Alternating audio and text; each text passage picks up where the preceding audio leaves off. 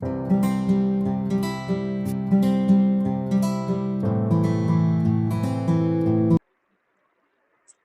hello everyone, welcome back to the channel. I hope you all are doing great. So हम इस video से start कर रहे हैं एक नई सीरीज जो कि है आपकी one shot one chapter series. What it means कि हम लोग एनसीईआरटी बुक्स को उठाएंगे, क्लास बाय क्लास ही चलेंगे। तो हर क्लास का हम लोग क्या देखेंगे कि एनसीईआरटी बुक्स को कवर करते हुए चलेंगे। तो अभी के लिए हम स्टार्ट कर रहे हैं अपनी क्लास 10th की एनसीईआरटी, जिसका चैप्टर नंबर 1 हमने उठाया है, जो कि है आपका केमिकल रिएक्शंस एंड इक्वेशंस। तो चलते हैं आज के टॉपिक की तरफ। तो सबसे पहली चीज, अब एक फिजिकल चेंज क्या होती है? तो ऐसी प्रोसेस जिसके अंदर आप कोई भी केमिकल सब्सटेंस, कोई भी नया केमिकल सब्सटेंस उस प्रोसेस की ड्यूरेशन में फॉर्म नहीं होता है। व्हाट इट मीन्स, आपने देखा होगा पानी का गिलास लेके आते हो, मान लो आपके पास एक बॉटल में पानी है, आपने उसी बॉटल को उठाकर फ्रीजर में रख दो, थोड़ी देर के बाद क्या होगा, उसमें आइस की फॉर्मेशन हो जाएगी जी। उसी बॉटल को आप लेके गए और आपने क्या कर दिया, अपने गैस के ऊपर रख दिया, तो उसमें क्या हो जाएगा, वो वेपर्स में कन्वर्ट होना स्टार्ट हो जाएगा, राइट। तो अब क्या हो रहा है इस प्रोसेस में, वाटर डिफरेंट स्टेट्स के अंदर तो जा रहा है, एक में वो सॉलिड फॉर्म में कन्वर्ट हो गया जब आपने उसको फ्रीजर में रखा, जब आप उसको एज इट इज बॉटल में रख रहे थे तो वो लिक्विड स्टेट में प्रेजेंट था, जब आप उसको बॉयलर के ऊपर रख दिया आपने, यानी कि उसको गैस के ऊपर गर्म करने के लिए रख दिया, तो उस टाइम पे क्या हुआ, उसके वेपर्स की फॉर्मेशन हो गई। तो ये प्रोसेस है ना, उसकी फिजिकल स्टेट चेंज हो रही है, यानी कि एक स्टेट में वो सॉलिड है, दूसरी में वो लिक्विड है, और थर्ड वन में वो, यानी कि बॉयलर में वो आपकी गैसियस स्टेट में चेंज हो गया। तो क्या उसके मॉलिक्यूल्स के अंदर भी चेंज आया? तो द आंसर इज नो। रहेगा तो वाटर का मॉलिक्यूल ही ना वो। तो यानी कि कोई भी उसके अंदर नया केमिकल सब्सटेंस की तो फॉर्मेशन नहीं हुई।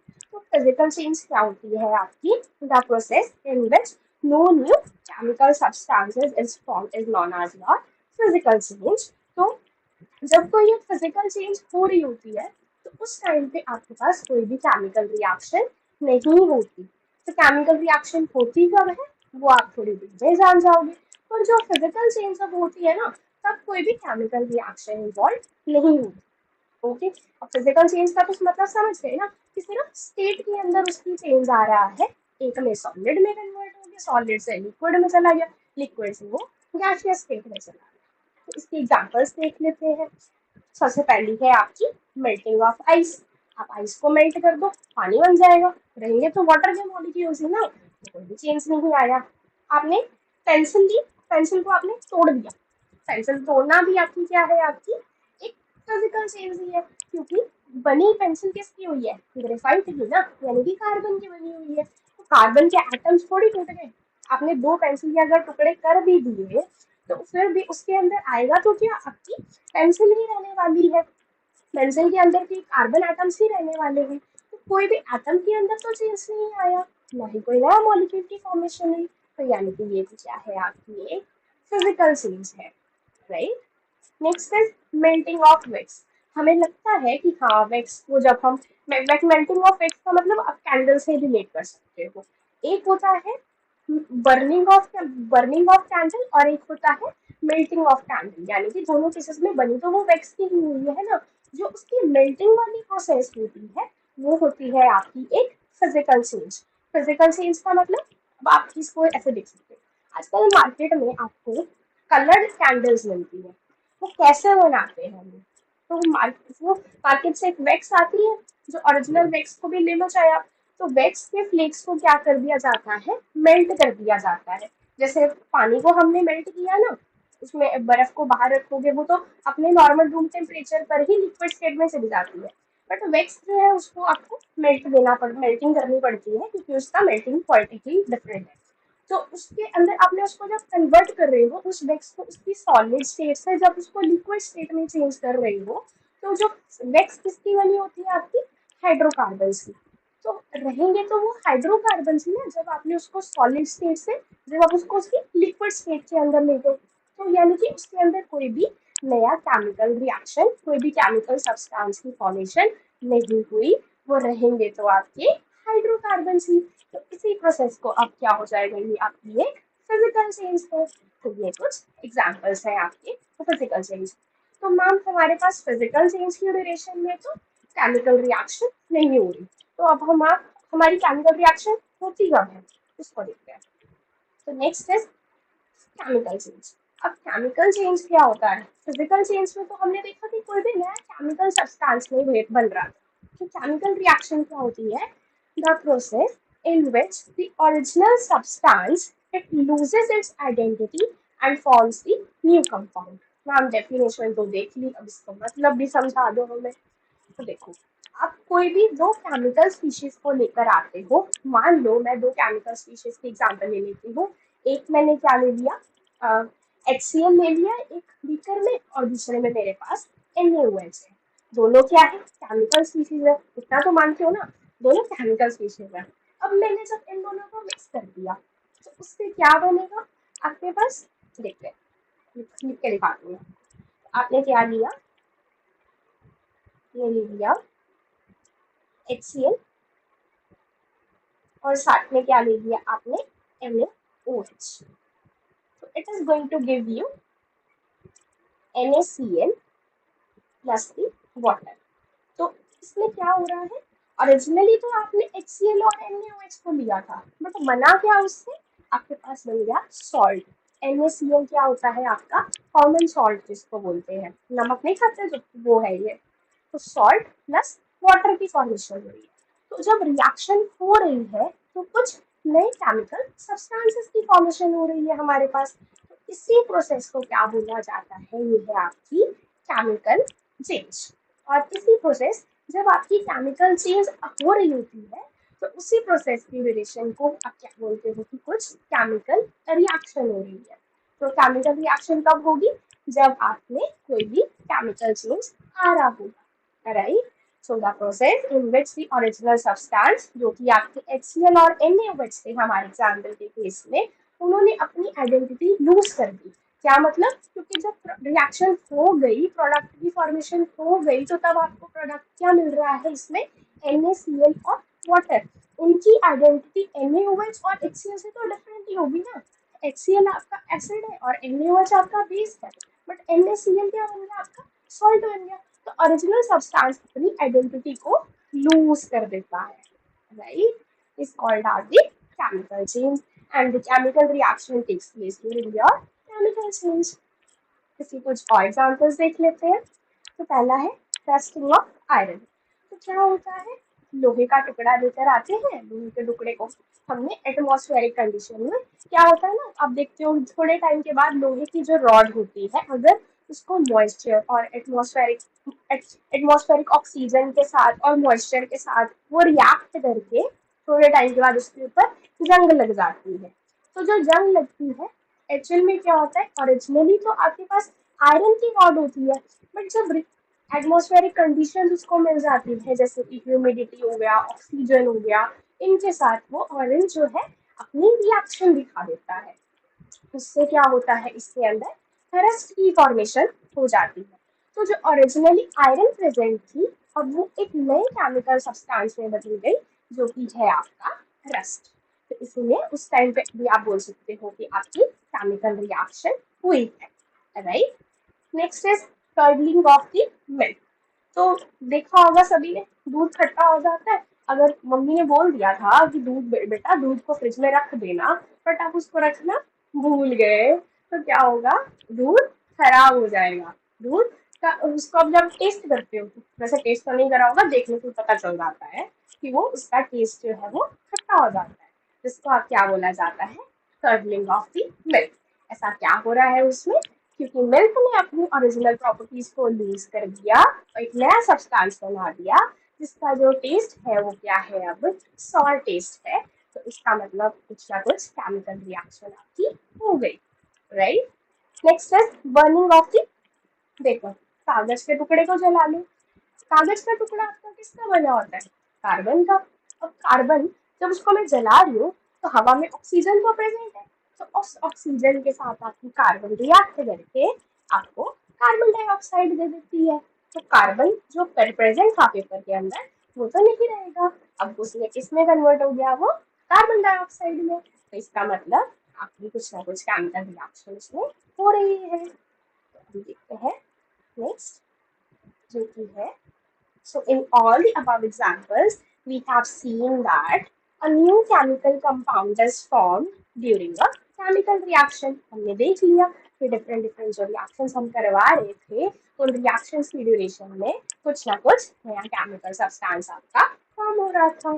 फॉर एग्जाम्पल अगर आप रस्टिंग की बात करते हो, ये जो मैंने पीछे बताया है वही सब मैंने यहाँ पे लिख रखा है. तो जो रस्टिंग ऑफ आयरन की बात हम करते हैं जिसमें रस्ट की फॉर्मेशन हो जाती है, तो रस्ट क्या होता है आपका iron oxide. Rust iron oxide को ही रस्ट बोला जाता है. Is chemically different from the original compound जो कि आपकी आयरन, यानी कि ली तो मैंने आयरन बट उसकी रिएक्शन हो गई एटमॉस्फेरिक मॉइस्चर के साथ, यानी कि पानी के साथ ऑक्सीजन के साथ उसने रिएक्ट करके क्या दे दिया आपको iron oxide. Right. Next is curdling of milk. Milk के अंदर क्या हुआ था, मिल्क ने अपनी प्रॉपर्टीज को लूज कर दिया था, जो कि ओरिजिनली तो मिल्क का टेस्ट था बट उसने केमिकल रिएक्शन दिखाकर कर्डलिंग जब हो गई तो उसकी प्रॉपर्टीज क्या हो जाएंगी आपकी डिफरेंट हो जाएंगी. Right. Next is the paper. Paper on burning gives you the carbon dioxide that is different from the original compound.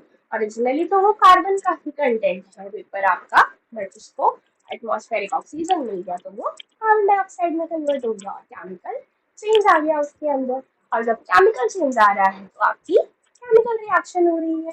Right. So next is अब केमिकल रिएक्शन होती है the process by which two or more of the chemical substances they combine to form the new compound is called as the chemical reaction. अब हमने पीछे देखा था ये सब, ये जो डिफरेंट डिफरेंट एलिमेंट्स थे जैसे कि आयरन हो गया वो दूसरे ऑक्सीजन के साथ में कंबाइन होकर या वाटर के साथ में उसको वाटर के एटमॉस्फेयर में दोनों रिएक्ट करके आपको रस्ट की फॉर्मेशन दे रहे थे. तो यानी कि उसमें क्या हो रही थी आपकी केमिकल रिएक्शन हो रही थी. तो राइट, केमिकल रिएक्शन क्या हो गया, जब ऐसी प्रोसेस जिसमें दो या दो से ज्यादा केमिकल सब्सटेंसेस आपस में रिएक्ट करके आपको एक नए कंपाउंड की फॉर्मेशन दे देंगे, उस प्रोसेस को क्या बोला जाता है, chemical reaction. Right.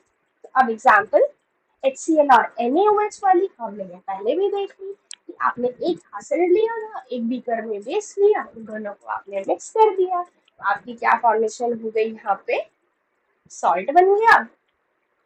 Sorry ma'am का पेन थोड़ा ऐसे चल रहा है आज, दोबारा से लिख देते हैं. तो ये है आपका सॉल्ट, इसका कलर भी चेंज कर लेते हैं. तो ये है आपका सॉल्ट.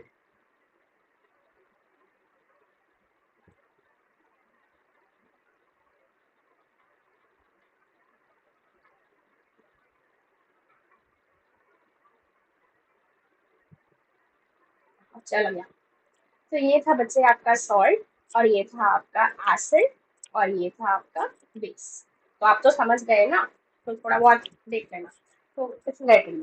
तो जब केमिकल रिएक्शन का मतलब तो समझ गए ना कि एक दो दो और दो से ज्यादा केमिकल कंपाउंड्स जब आपस में रिएक्ट करते हैं और नए कंपाउंड के फॉर्मेशन हो देते हैं तो उस प्रोसेस को क्या बोला जाता है, आपकी केमिकल रिएक्शन हो रही है. राइट. अब जब केमिकल रिएक्शन हो रही है आपको पता कैसे चलेगा कि केमिकल रिएक्शन हुई है. आप उसको देखने से तो पता चल सकता है, तो कुछ कंडीशन ऐसा होता है कि जैसे कार्बन डाइऑक्साइड बन रही थी तो आप देख के तो नहीं बता सकते ना कि कार्बन डाइऑक्साइड बन गई या कुछ. तो किस तरह से हमें पता चल सकता है कि आपकी केमिकल रिएक्शन हो रही है, उसके लिए हम देखते हैं उसकी कैरेक्टरिस्टिक्स ऑफ केमिकल रिएक्शन. तो जब केमिकल रिएक्शन होती है यानी कि दो या दो से ज्यादा केमिकल सब्सटेंसेस आपस में कंबाइन होकर नए कंपाउंड की फॉर्मेशन करते हैं, उस टाइम पे क्या हो सकता है, क्या क्या चेंजेस आ सकती है. सबसे पहली है चेंज इन द स्टेट. आपने सॉलिड लिया, लिक्विड लिया, रिएक्ट होके उसमें कुछ गैसियस कंपाउंड दे दिया तो उसकी स्टेट में चेंज आ गया. और क्या हो सकता है, उसके कलर में चेंज आ जाए. अब कलर में चेंज आ जाएगा, आपको दिख जाएगा उसमें. अब जैसे आयरन की रॉड थी, आयरन की रॉड को एटमॉस्फेरिक ऑक्सीजन और वाटर के साथ जब वो रिएक्ट करेगी एक रस्ट की फॉर्मेशन दे देगी. रस्ट आपका रेडिश ब्राउन कलर का होता है. तो ग्रे कलर की तो आयरन थी, उसने अपने कलर को चेंज करके वो किसमें कन्वर्ट हो गई आपकी रस्ट के अंदर. तो वही मुझे पता चल गया कि हाँ मेरी कुछ ना कुछ केमिकल रिएक्शन हुई है। तो कलर का चेंज भी आपको डिपेक्ट कर सकता है कि आपकी केमिकल रिएक्शन हुई है। अगला है क्या है, एवोल्यूशन ऑफ द गैस। अब कार्बन था, ऑक्सीजन था, कंबाइन होके गैस में कन्वर्ट हो गया। तो गैस जब रिलीज हो रही है तब भी आपको पता चल सकता है कि कुछ ना कुछ केमिकल रिएक्शन हुई है, राइट। नेक्स्ट है चेंज इन टेम्परेचर। तो कभी कभी क्या होता है, हम जब दो केमिकल स्पीशीज को आपस में मिक्स करते हैं, उनके अंदर जो केमिकल रिएक्शन होती है तो उनके बीकर के, अब जिस बीकर में आप लेके चल रहे थे उस बीकर के टेम्परेचर के अंदर चेंज आ जाता है, या तो वो ठंडा हो जाता है या गर्म हो जाता है। तो जब ठंडा और गर्म हो तब भी हमें पता चल सकता है कि कुछ ना कुछ केमिकल रिएक्शन आपकी हुई है। तो ये चार कंडीशंस है जहां से आपको पता चल सकता है कि आपकी केमिकल रिएक्शन हो रही है, राइट। तो चलते हैं इन सभी को वन बाय वन डिस्कस करते हैं हम। तो चेंज इन द स्टेट की बात आप करो, बर्निंग ऑफ कैंडल। तो मैंने क्या बताया, मेल्टिंग ऑफ विक्स या मेल्टिंग ऑफ कैंडल और बर्निंग ऑफ कैंडल में डिफरेंस है। मेल्टिंग ऑफ कैंडल मैंने जैसे एग्जांपल दी आपको, कलर्ड कैंडल्स बनाने वाली, उसमें आप विक्स को क्या करते हो, मेल्ट किया जाता है।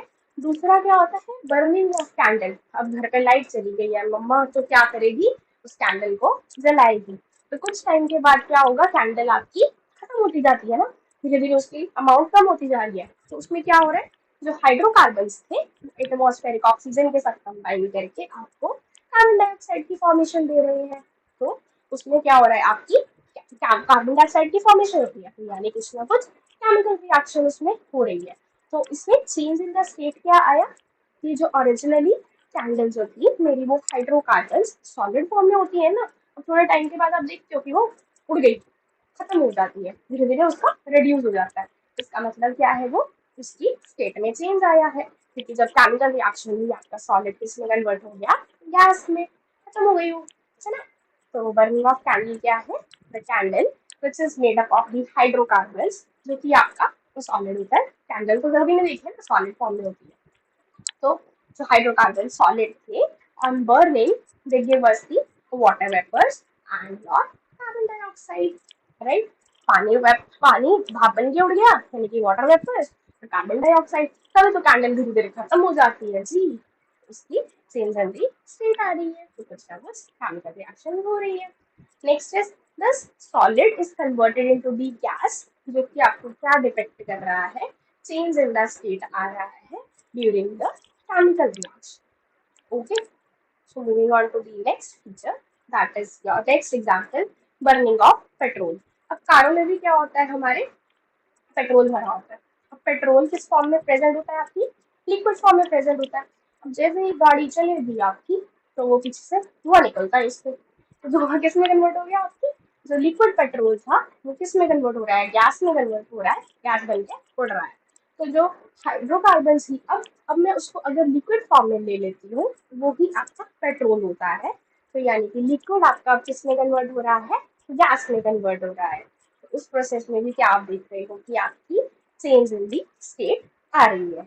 तो petrol that is liquid in the state, on burning it gives us the water vapors and carbon dioxide, that is gaseous, right. Thus there is a change in the state during a chemical reaction, right. Next is change in the color. अब कोई भी chemical reaction होती है उसमें हमें colour के अंदर भी, आपको कैसे पता चलेगा कि केमिकल रिएक्शन हो रही है, तो कुछ ना कुछ कलर के अंदर भी उसके चेंज आ जाता है। तो सबसे पहली एग्जांपल है आपकी लेड नाइट्रेट और पोटेशियम आयोडाइड। अब इन दोनों को जब, ये दोनों ओरिजिनली तो कलरलेस सब्सटेंस है आपके नेचर के अंदर, these both are colourless in the nature, but on mixing them हमें क्या मिलता है, एक येलो कलर का प्रेसिपिटेट की फॉर्मेशन हो जाती है। जो येलो कलर होता है ये किसके कारण आता है, because of the formation of your lead iodide. तो ये रिएक्शन है बच्चे आपके पास, जो की है लेड नाइट्रेट जो था, पीबी किसका फॉर्मूला होता है, लेड का, और NO3 होता है नाइट्रेट। तो PB is your lead and NO3 is your nitrate. This is going to react with potassium iodide. तो पोटेशियम का सिंबल क्या होता है हमारे पास, के, तो K is your potassium, I is your iodine। तो पोटाशियम आयोडाइड के साथ जब वो रिएक्ट करता है तो आपकी वो पीपीटी की फॉर्मेशन कर देता है। पीपीटी होते हैं इनसॉल्युबल सब्सटेंसेस बन जाते हैं। यानी कि आप इस एग्जांपल में देखो कि दो केमिकल, इन दोनों को जब मैंने मिक्स करा तो ये येलो येलो से पीपीटी बन गए जो कि नीचे सेटल डाउन हो जाएंगे। तो उनके कारण ही आपको एक येलो कलर उसका डिपेक्ट हो जाता है। तो आप क्या देखोगे कि आपकी केमिकल रिएक्शन हो रही है जी। Next is evolution of the gas. तो इसमें क्या होता है कि गैस निकल रही है बेसिकली, तो रिएक्शन हो रही है हमारी। तो सबसे पहले एग्जांपल है आपके पास, कोई भी मेटल को जब हम किसी एसिड के साथ रिएक्ट करते हैं तो आपकी किसकी एवोल्यूशन देता है वो, हाइड्रोजन गैस की एवोल्यूशन मिलती है, राइट। तो जब इसमें हमने पहले एग्जांपल दी हुई है जो कि है जब जिंक रिएक्ट करेगा डाइल्यूट HCl के साथ, इसकी रिएक्शन भी देख लेते हैं। जिंक का फॉर्मूला सिंबल क्या होता है आपका, Z है। वो किसके साथ रिएक्ट कर रहा है, HCl के साथ। डाइल्यूट HCl का मतलब होता है इसकी कंसंट्रेशन आपने कम ली हुई है, यानी कि पानी में एसिड को मिक्स करा हुआ है, डाइल्यूट करा हुआ है। जब आपने इसको रिएक्ट करवाया तो ये देगा आपको ZnCl2 और साथ में मिलेगी आपको हाइड्रोजन गैस। तो जो हाइड्रोजन गैस रिलीज हो रही है वो एवोल्यूशन ऑफ द गैस आपको डिपेक्ट करेगी कि आपकी केमिकल रिएक्शन हो रही है, right. Next example is when calcium carbonate is heated. जब कैल्शियम कार्बोनेट को आप हीट कर दोगे या आप उसको रिएक्ट करवा दो किसी एसिड के साथ, तब भी कार्बन डाइऑक्साइड की एवोल्यूशन होती है। तो देखो जब आप कैल्शियम कार्बोनेट को हीट कर दोगे तो ये देगा आपको, इसको रख कर लेते हैं, पहले को लेते हैं वापस। तो अब जब इसकी रिएक्शन हो रही है तो आपको नीचे मिलेगा कैल्शियम ऑक्साइड और साथ में किसकी एवोल्यूशन हो जाएगी, CO2 गैस की। तो यानी कि जब आपकी कैल्शियम कार्बोनेट को जब आपने हीट कर दिया, हीट को सिंबल ऐसे होता है, ठीक है। तो हीट जब आप उसको करते हो आपकी कार्बन डाइऑक्साइड की एवोल्यूशन हो रही है जो कि क्या डिटेक्ट करेगी कि आपकी केमिकल रिएक्शन हो रही है, ओके। सो नेक्स्ट देखते हैं चेंज इन दी टेम्परेचर। तो जब मैं केमिकल रिएक्शन करवाती हूँ तो कुछ केसेस में आपको टेम्परेचर के अंदर भी चेंज देखने को मिल जाता है, जो कि क्या शो करता है कि कुछ ना कुछ केमिकल रिएक्शन हुई है। तो कुछ एग्जांपल्स देख लेते हैं इसके। Some reactions are depicted by the change in the temperature, that is either rise or fall in temperature। तो क्या कहते हैं, कुछ रिएक्शंस को ऐसे डिपेक्ट किया जाता है कि जब वो रिएक्शन हो रही है उसके टेम्परेचर के अंदर कुछ ना कुछ चेंज आ जाता है। दैट में भी या तो टेम्परेचर उस रिएक्शन के बीकर, जिस बीकर में आप कैरी आउट करवा रहे हो, या तो बीकर गर्म हो जाएगा या क्या होगा उस बीकर का टेम्परेचर लोअर डाउन हो जाएगा, बीकर आपका ठंडा हो जाएगा, right. So the reactions in which large amount of the heat energies are produced are called as the exothermic reactions। तो क्या कहते हैं कि जिन रिएक्शंस में आपके टेम्परेचर का इंक्रीमेंट हो रहा होगा, टेम्परेचर राइज हो रहा होगा, तो उस केस में क्या होगा, उन रिएक्शंस को बोला जाता है आपकी एक्सोथर्मिक रिएक्शंस, क्योंकि उस रिएक्शन में आपकी हीट की एवोल्यूशन हो रही है, यानी कि हीट उसमें बाहर निकल रही है, टेम्परेचर उसका इंक्रीज हो रहा है। हीट जब बाहर निकलेगी तभी तो टेम्परेचर बढ़ाएगी ना। अब इसकी एग्जाम्पल देख लो। जब आप कैल्शियम ऑक्साइड, जिसको हम लोग क्या बोलते हैं क्विक लाइम, उसको जब आप पानी के साथ रिएक्ट कर, पानी के अंदर मिक्स करते हो तो आपको वो दे देता है स्लेक्ड लाइम, जो कि है आपका कैल्शियम हाइड्रोक्साइड, और साथ में हीट की एवोल्यूशन होती है जो कि क्या शो करती है कि आपका टेम्परेचर जो है वो इंक्रीज हो गया, यानी कि वो जो केमिकल रिएक्शन है आपकी उसमें हो गई है, ओके। एंड द रिएक्शंस जिसके अंदर एनर्जी कंज्यूम होगी, यानी कि आपके टेम्परेचर जो है बीकर का लोअर डाउन होने वाला है, उस टाइप ऑफ रिएक्शंस को क्या बोला जाता है, एंडोथर्मिक रिएक्शंस, जिसमें हीट एनर्जी को लिया जाता है तो वो होती है एंडोथर्मिक, जिसमें दिया जाता है वो होती है आपकी एक्सोथर्मिक, राइट। तो अब इसकी एग्जांपल देख लो एंडोथर्मिक की, जिसके अंदर आप बीकर आपका क्या हो जाएगा इस केस में ठंडा बीकर हो जाएगा, यानी कि उसमें हीट एनर्जी को अंदर ले लिया जब रिएक्शन हो रही थी, और बाहर बाहर से हीट अंदर की तरफ जा रही है केमिकल्स के अंदर, जैसे कि अब मान लो केमिकल उसको एब्जॉर्ब कर रही है, तो बाहर का टेम्परेचर क्या हो जाएगा, कम हो जाएगा। तो रिएक्शन है आपकी, जब आपने बेरियम हाइड्रोक्साइड को, बेरियम हाइड्रोक्साइड है आपका BaOH ट्वाइस, बेरियम का सिंबल होता है Ba और हाइड्रोक्साइड है हियर OH, राइट। तो उसको जब आप मिक्स करते हो अमोनियम क्लोराइड के साथ, अमोनियम क्लोराइड क्या होता है, NH4Cl, तो क्या देखा जाता है कि जो बीकर जिसमें आप इन दोनों को मिक्स कर रहे हो, वो बीकर आपका क्या हो जाता है, ठंडा हो जाता है। तो यानी कि उसमें एंडोथर्मिक रिएक्शन कैरी आउट हो गई। तो ये कुछ कैरेक्टरिस्टिक्स थे जिससे आपको पता चल सकता है कि आपकी केमिकल रिएक्शन हो रही है। ओके, तो चलते हैं नेक्स्ट टॉपिक की तरफ, जो कि है आपकी केमिकल इक्वेशन। तो जो केमिकल रिएक्शन हमारी हो रही थी, उसको अगर मैं ऐसे बोल के बता रही हूँ कि magnesium reacts with oxygen to give magnesium oxide, एक तो मैं ऐसे बोल के उस चीज को बता रही थी, एक मैं सिंपली, अगर अब एग्जामिनर को आप ऐसे तो नहीं बोल के बता सकते ना, इतना लंबा सेंटेंस भैया कौन ही पढ़ेगा। तो इसके लिए हमारे पास फायदा होता है कि हम लोग उसको केमिकल इक्वेशन की फॉर्म में उसको लिख के बता दें कि हो क्या रहा है मेरी केमिकल रिएक्शन में। तो केमिकल रिएक्शन उसको आप सिंबॉलिकली एक्सप्रेस कर सकते हो। सिंबॉलिकली का मतलब आप जैसे जो जो मैग्नीशियम, अब मान लो मैं रिएक्शन बोल रही हूँ, magnesium reacts with oxygen to give magnesium oxide. अब मैग्नीशियम का सिंबल तो आपको पता है ना, तो ये आपको अगर नहीं पता तो पीरियोडिक टेबल के एलिमेंट्स के सिंबल आप लर्न कर लो, काफी फायदेमंद है आपके लिए। आगे भी जाओगे 11th 12th स्टैंडर्ड में भी, वहां भी बच्चे ये बहुत ही ज्यादा जरूरी है।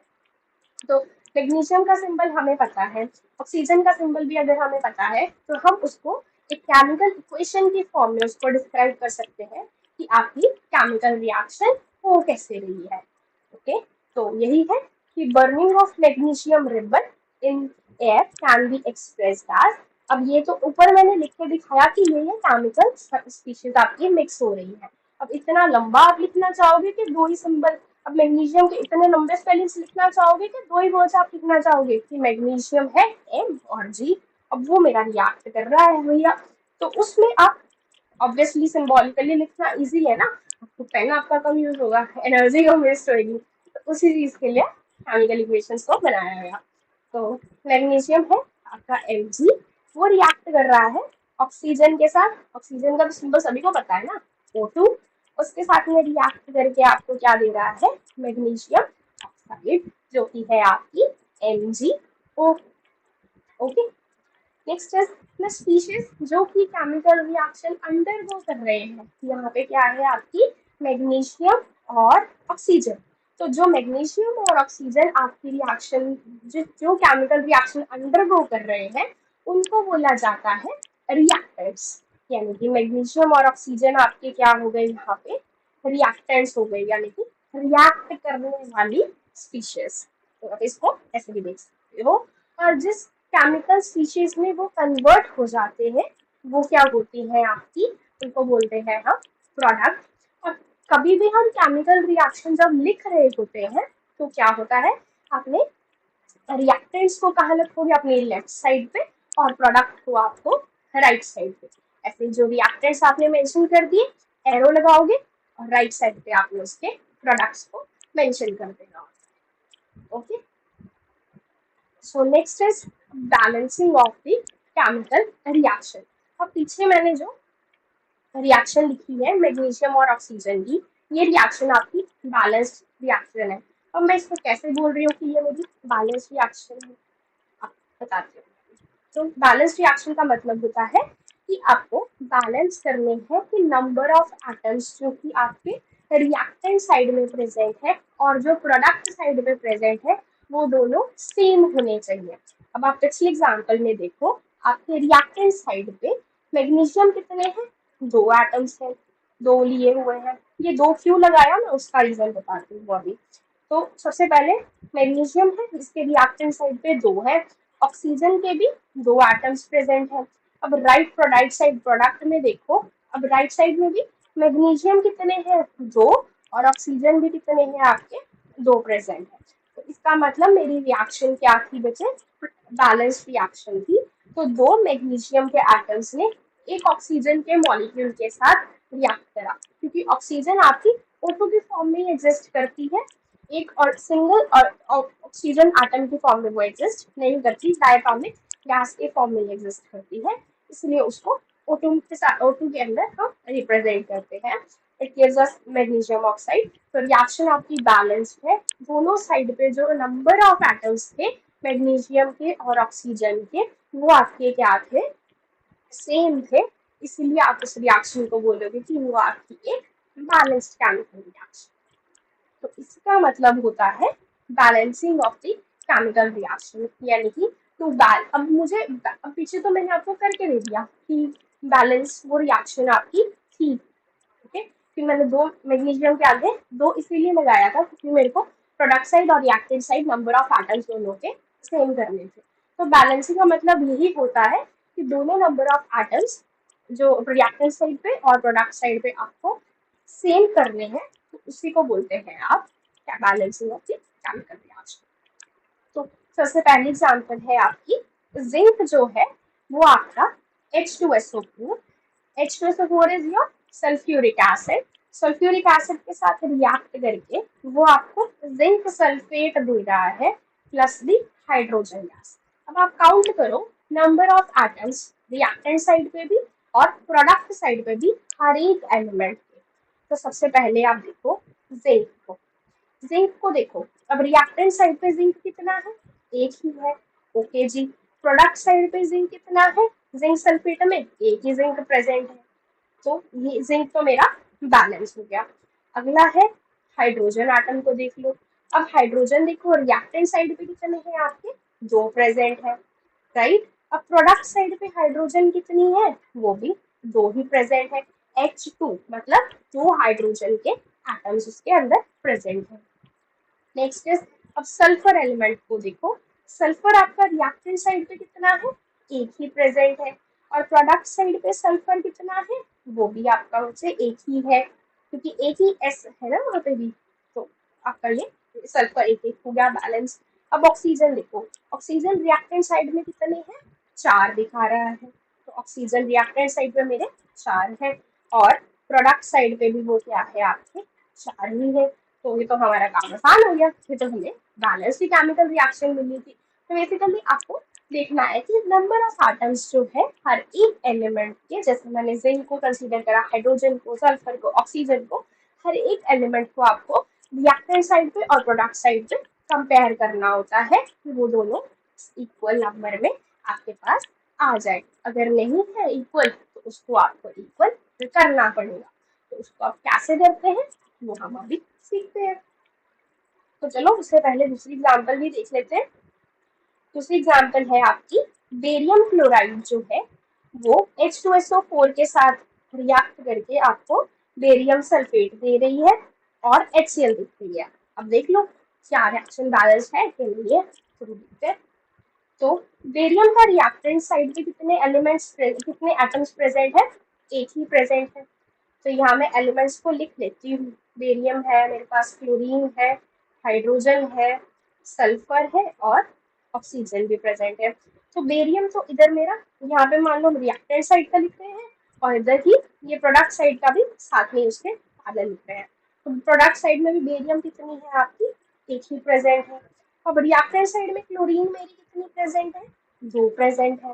प्रोडक्ट साइड पे वो कितनी है, 1 प्रेजेंट है, यानी कि मुझे क्लोरीन को क्या करना पड़ेगा, अब बैलेंस करना पड़ेगा। तो उसको बैलेंस करने के लिए मैं क्या करती हूँ, इसके आगे 2 लगा देती हूँ, क्योंकि 2 क्लोरीन मेरे को यहाँ पे चाहिए, ओके। नेक्स्ट इज, अब यहाँ पे भी अब मैंने इसको 2 में कन्वर्ट कर दिया क्योंकि मैंने इसके आगे 2 को लगा दिया है। नेक्स्ट इज, हाइड्रोजन को देखते हैं। अब हाइड्रोजन रिएक्टेंट साइड पे कितनी है हमारी, 2 प्रेजेंट है, ओके जी।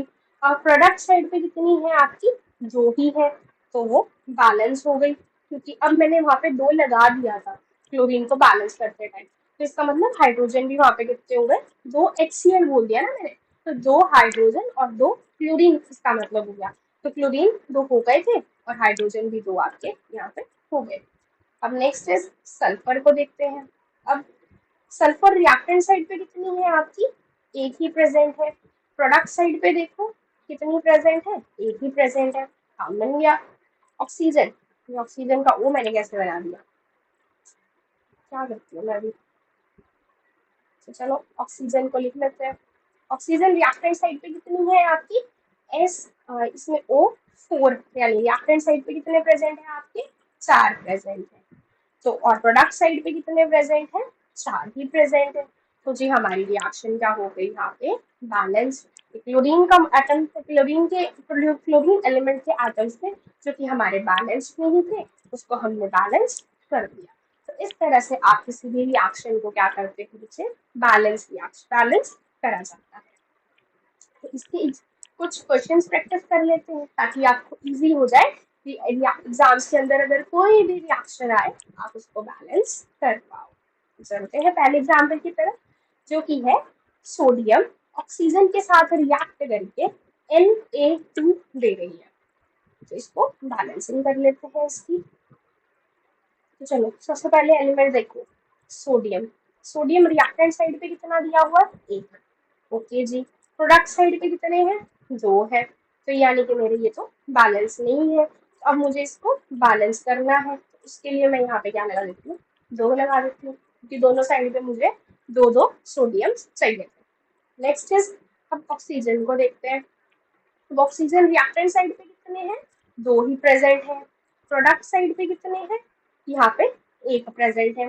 तो ये जो अभी भी बैलेंस्ड नहीं है, तो मैं इसको यहाँ पे 2 लगा देती हूँ। तो अब देखो अब क्या हो गया, ऑक्सीजन तो बैलेंस हो गई, दोनों साइड पे 2-2 हो गई, बट सोडियम चेंज आ गया। सोडियम में क्या हो गया, रिएक्टेंट साइड पे तो अभी भी 2 ही है और प्रोडक्ट साइड में कितने हैं, 4। तो यानी कि मुझे अब इसको फिर से चेंज करना पड़ेगा। तो यानी कि यहाँ पे क्या आ जाएगा आपके, 4 सोडियम है। तो अब देखो अब आपकी क्या केमिकल रिएक्शन बैलेंस है, तो हाँ जी 4 सोडियम रिएक्टेंट साइड पे है, प्रोडक्ट साइड में भी 2Na2, मतलब 2 उसके आगे भी लगा हुआ है और 2 उसको सब्सक्रिप्ट में भी मिला हुआ है। तो दोनों टोटल सोडियम कितने हो गए यहाँ पे, 4। तो रिएक्टेंट और प्रोडक्ट साइड पे सोडियम कितने हो गए बच्चे, 4 सोडियम हो गए। और ऑक्सीजन कितनी प्रेजेंट है, ऑक्सीजन आपकी रिएक्टेंट साइड में तो 2 ही प्रेजेंट है और प्रोडक्ट साइड में भी कितने हैं, 2 एटम्स ही इसके प्रेजेंट है। तो रिएक्शन क्या हो गई हमारी, बैलेंस हो गई। Okay, moving on to the next one, that is your sodium reacting with the water to give you your NaOH plus hydrogen। तो एक बार हमने 2-3 एग्जाम्पल्स तो इसकी देख ली है ना, तो सबसे पहले आप क्या करना, वीडियो को यहीं पे पॉज करना, इस रिएक्शन को खुद से बैलेंस करने का ट्राई करना, और अगर हो जाता है वेल एंड गुड, जहाँ पे आप गलती कर रहे हो वो आपको पता चल जाएगा आगे। आप वीडियो कंटिन्यू कर लेना ना, आगे आपको पता चल जाएगा। और अगर आपका आंसर ठीक हो जाए तो अपने आप को मेरी तरफ से एक वेरी गुड का मार्क भी दे देना। ओके, तो चलते हैं। तो सोडियम एटम्स देखो पहले। तो सोडियम रिएक्टेंट साइड पे कितना है आपका, एक ही है। प्रोडक्ट साइड पे कितना है, एक ही है। तो जी लिख लो इसको। ओके, अब हाइड्रोजन देख लेते हैं। अब हाइड्रोजन रिएक्टेंट साइड पे कितने हैं, 2 है। प्रोडक्ट साइड पे कितने हैं आपके, 3 है वहां पे, तो क्योंकि एक देखो हाइड्रो OH के साथ भी है और एक H2 भी है, तो टोटल कितने हो गए यहाँ पे, 3। यानी मुझे इसको बैलेंस करना पड़ेगा। ओके, तो अब मैं कैसे बैलेंस इसको कर सकती हूँ, तो देखो अब मैं 3 तो ला नहीं सकती किसी तरह से, क्योंकि 2 के साथ वो मल्टीप्लाई होने वाला है, इसीलिए मैं 2 लगा देती हूँ। तो अगर मैं 2 वाटर ले लेती हूँ तो यानी कि मेरे अब हाइड्रोजन जो है रिएक्टेंट साइड पे कितने हो गए, 4 हो गए। प्रोडक्ट साइड पे कितने हो गए, अभी भी 3 ही प्रेजेंट है। तो मैं इसको यहाँ पे 2 कर देती हूँ, तो 2 NaOH वाले H हो गए और एक आपका हाइड्रोजन का मॉलिक्यूल हो गया। तो टोटल हाइड्रोजन के एटम्स कितने हो गए यहाँ पे, तो 4 हो गए। अब ऑक्सीजन देख लो। ऑक्सीजन आपका रिएक्टेंट साइड पे कितने हैं, 2 ही है। प्रोडक्ट साइड पे कितने हो गए, 2 हो गए। तो रिएक्शन हमारी ये दोनों ऑक्सीजन एटम्स क्या हो गए आपके, बैलेंस हो गए। अब देखते हैं, अब सोडियम को देख लो। अब सोडियम यहाँ पे रिएक्टेंट साइड में तो एक ही है, पर प्रोडक्ट साइड में अब कितने हो गए, वहां पे 2 हो गए। तो यानी कि मुझे रिएक्टेंट साइड पे भी कितने लगाने पड़ेंगे, 2 लगाने पड़ेंगे। तो इस तरह से आप रिएक्शन को बैलेंस कर सकते हो। तो आपको ये बेसिकली एट द एंड जब आप रिएक्शन को एक बार एटम, एक सिंगल सिंगल एलिमेंट को जब आपने बैलेंस कर लिया, एट द एंड एक बार उसको क्रॉस चेक करिए। जैसे अभी हमने देखा, पहले तो ओरिजिनली हमने देखा था कि सोडियम एटम्स बैलेंस्ड थे, बट हाइड्रोजन एटम्स बैलेंस नहीं थे। उसको बैलेंस करने के चक्कर में मुझे रिएक्टेंट के साथ में, उसको रिएक्टेंट में चार हाइड्रोजन एटम्स अपने, तो उसको बैलेंस करते टाइम मेरा सोडियम बढ़ गया, तो उसलिए मुझे उसके आगे भी रिएक्टेंट साइड में भी उसके नंबर को इंक्रीमेंट करना पड़ा। यानी कि आपको क्या चेक करना है कि एट द एंड जब आप सारा कर लो, आप एक बार उसको फिर से क्रॉस चेक जरूर करोगे कि आपके number of elements reactant side पे और प्रोडक्ट साइड पे आपके दोनों बैलेंस होने चाहिए। ओके जी, चलते हैं अगले एग्जाम्पल की तरफ, जो कि है एल्यूमिनियम जो है HCl के साथ रिएक्ट करके आपको AlCl3 दे रहा है और वाटर है। सबसे पहले आप इसको खुद से ट्राई करोगे कि आप एग्जाम्पल्स अभी देख चुके हो, अगर नहीं होता तो मैं सोल्यूशन दे ही रही हूँ, राइट। तो इससे क्या होगा, आपकी प्रैक्टिस भी होती जाएगी ना, आपको करना ही आ जाएगा। तो चलते देख लेते हैं इसको। अब एल्यूमिनियम देख लेते हैं, रिएक्टेंट साइड पे कितनी है, एक ही है जी। प्रोडक्ट साइड पे कितनी है, एक ही है, बैलेंस है ये तो। हाइड्रोजन एटम को देख लेते हैं, हाइड्रोजन रिएक्टेंट साइड पे तो एक है, पर मेरा प्रोडक्ट साइड पे कितने हैं, 2 है। तो इसको अब क्या करना है, आपको बैलेंस करना है। कुछ ना कुछ गपला कर दिया है मैंने यहाँ पे, ऑक्सीजन कहाँ से आ गया इसमें ना। इसको छोड़ दो, ये रिएक्शन को आप छोड़ दो, बाद में देखेंगे। आगे चलते हैं। तो क्या है, आपकी कार्बन डाइऑक्साइड जो है वाटर के साथ रिएक्ट करके आपको C6H12O6 दे रही है। ये क्या होता है, आपका ग्लूकोस। ग्लूकोन डी वाला पिक्चर ना, ग्लूकोस, मम्मी बोलती है गर्मी में आ रहे हो ग्लूकोस पी लो, तो ये वही आपका उसका केमिकल फॉर्मूला है। अब मम्मा को बताना है घर पे कि मम्मा मेरे को उसका ग्लूकोस का फॉर्मूला भी पता है, आपको पता है, उनको बताना फिर जाके, ठीक है। तो कार्बन डाइऑक्साइड आपकी वाटर के साथ रिएक्ट करके ग्लूकोज दे रही है और ऑक्सीजन की प्रोडक्शन कर रही है। तो इसको देखते हैं। तो इसमें क्या है, रिएक्टेंट साइड पे आपके एक ही कार्बन दिया हुआ, प्रोडक्ट साइड में आपके 6 कार्बन आते हैं। तो कार्बन देख लेते हैं पहले, यहाँ पे 1 था, यहाँ पे 6 थे, तो उसको बैलेंस करने के लिए मैंने यहाँ पे 6 लगा दिया।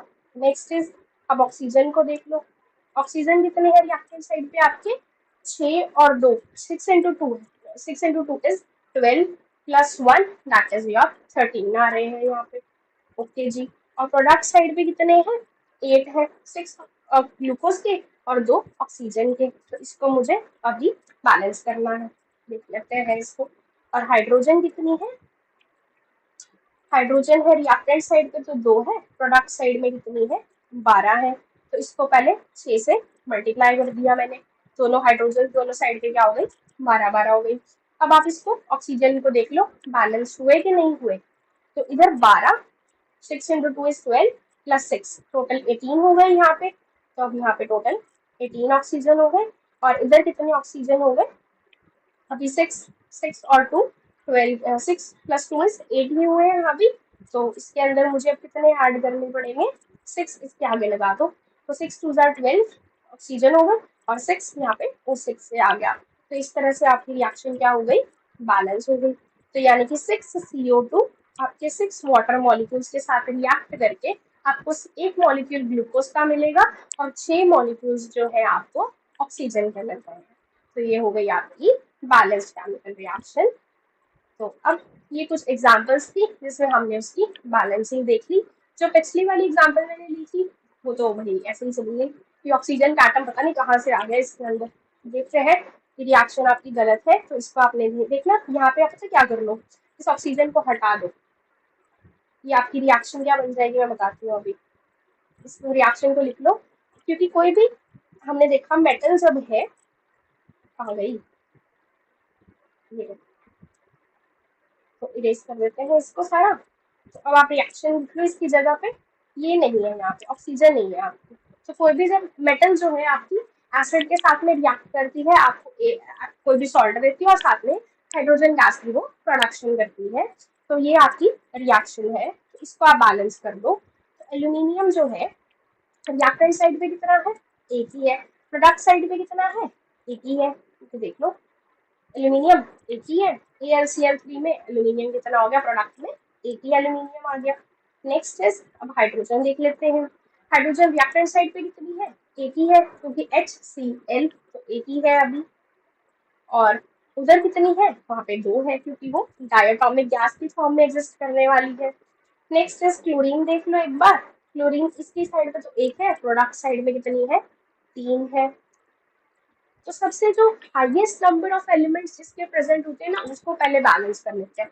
अब क्लोरीन देख लो, उधर एक है उधर तीन है, तो वहां पे मुझे कितने लगाने पड़ेंगे। अब यहाँ पे तीन मेरा लगाने से काम चलेगा नहीं, क्योंकि अगर मैं तीन लगा देती हूँ मान लो यहाँ पे, तो हाइड्रोजन यहाँ पे रिएक्टेंट साइड पे तो तीन हो गए, पर प्रोडक्ट साइड में वो कितने हो गए, दो हो गए। तो यानी कि वो और नंबर में तो हाइड्रोजन मेरी एग्जिस्ट नहीं कर सकती। तो इसके लिए इसका नंबर को क्या करो, अब बढ़ा के देख लो। अब मैं अगर इसको इसकी जगह पे आ गया, इसको मैं यहाँ पे दो लगा देती हूँ इसके आगे, तो टोटल अब देखो क्लोरीन कितने हो गए, यहाँ पे 6 हो गए। तो इधर भी HCl के आगे भी क्या हो जाएगा, 6 क्लोरीन बैलेंस हो जाएंगे। और हाइड्रोजन कितने हैं यहाँ पे, 6 हाइड्रोजन हो गए आपके रिएक्टेंट साइड पे। तो प्रोडक्ट साइड पे भी 6 बनाने के लिए मैंने यहाँ पे कितना लगा दिया, 3 हाइड्रोजन लगा दिया। अब एल्यूमिनियम देख लो एट दी एंड, दो इधर थे दो इधर लगा दो। अब ऐसा मैंने क्यों किया, आप ये देखो, क्योंकि एक साइड पे रिएक्टेंट के हाइड्रोजन कितने आ रहे थे, एक ही था पहले, और उधर कितने आ रहे थे, दो थे। बट इधर रिएक्टेंट साइड में हाइड्रोजन HCl के साथ मतलब हाइड्रोजन जो था वो क्लोरीन के साथ में था, यानी HCl की फॉर्म में। अब उनको दोनों को क्लोरीन को बैलेंस करने के जो कि हाईएस्ट नंबर ऑफ एलिमेंट्स थे, वो दोनों दोनों दोनों साइड पे तीन थे, राइट।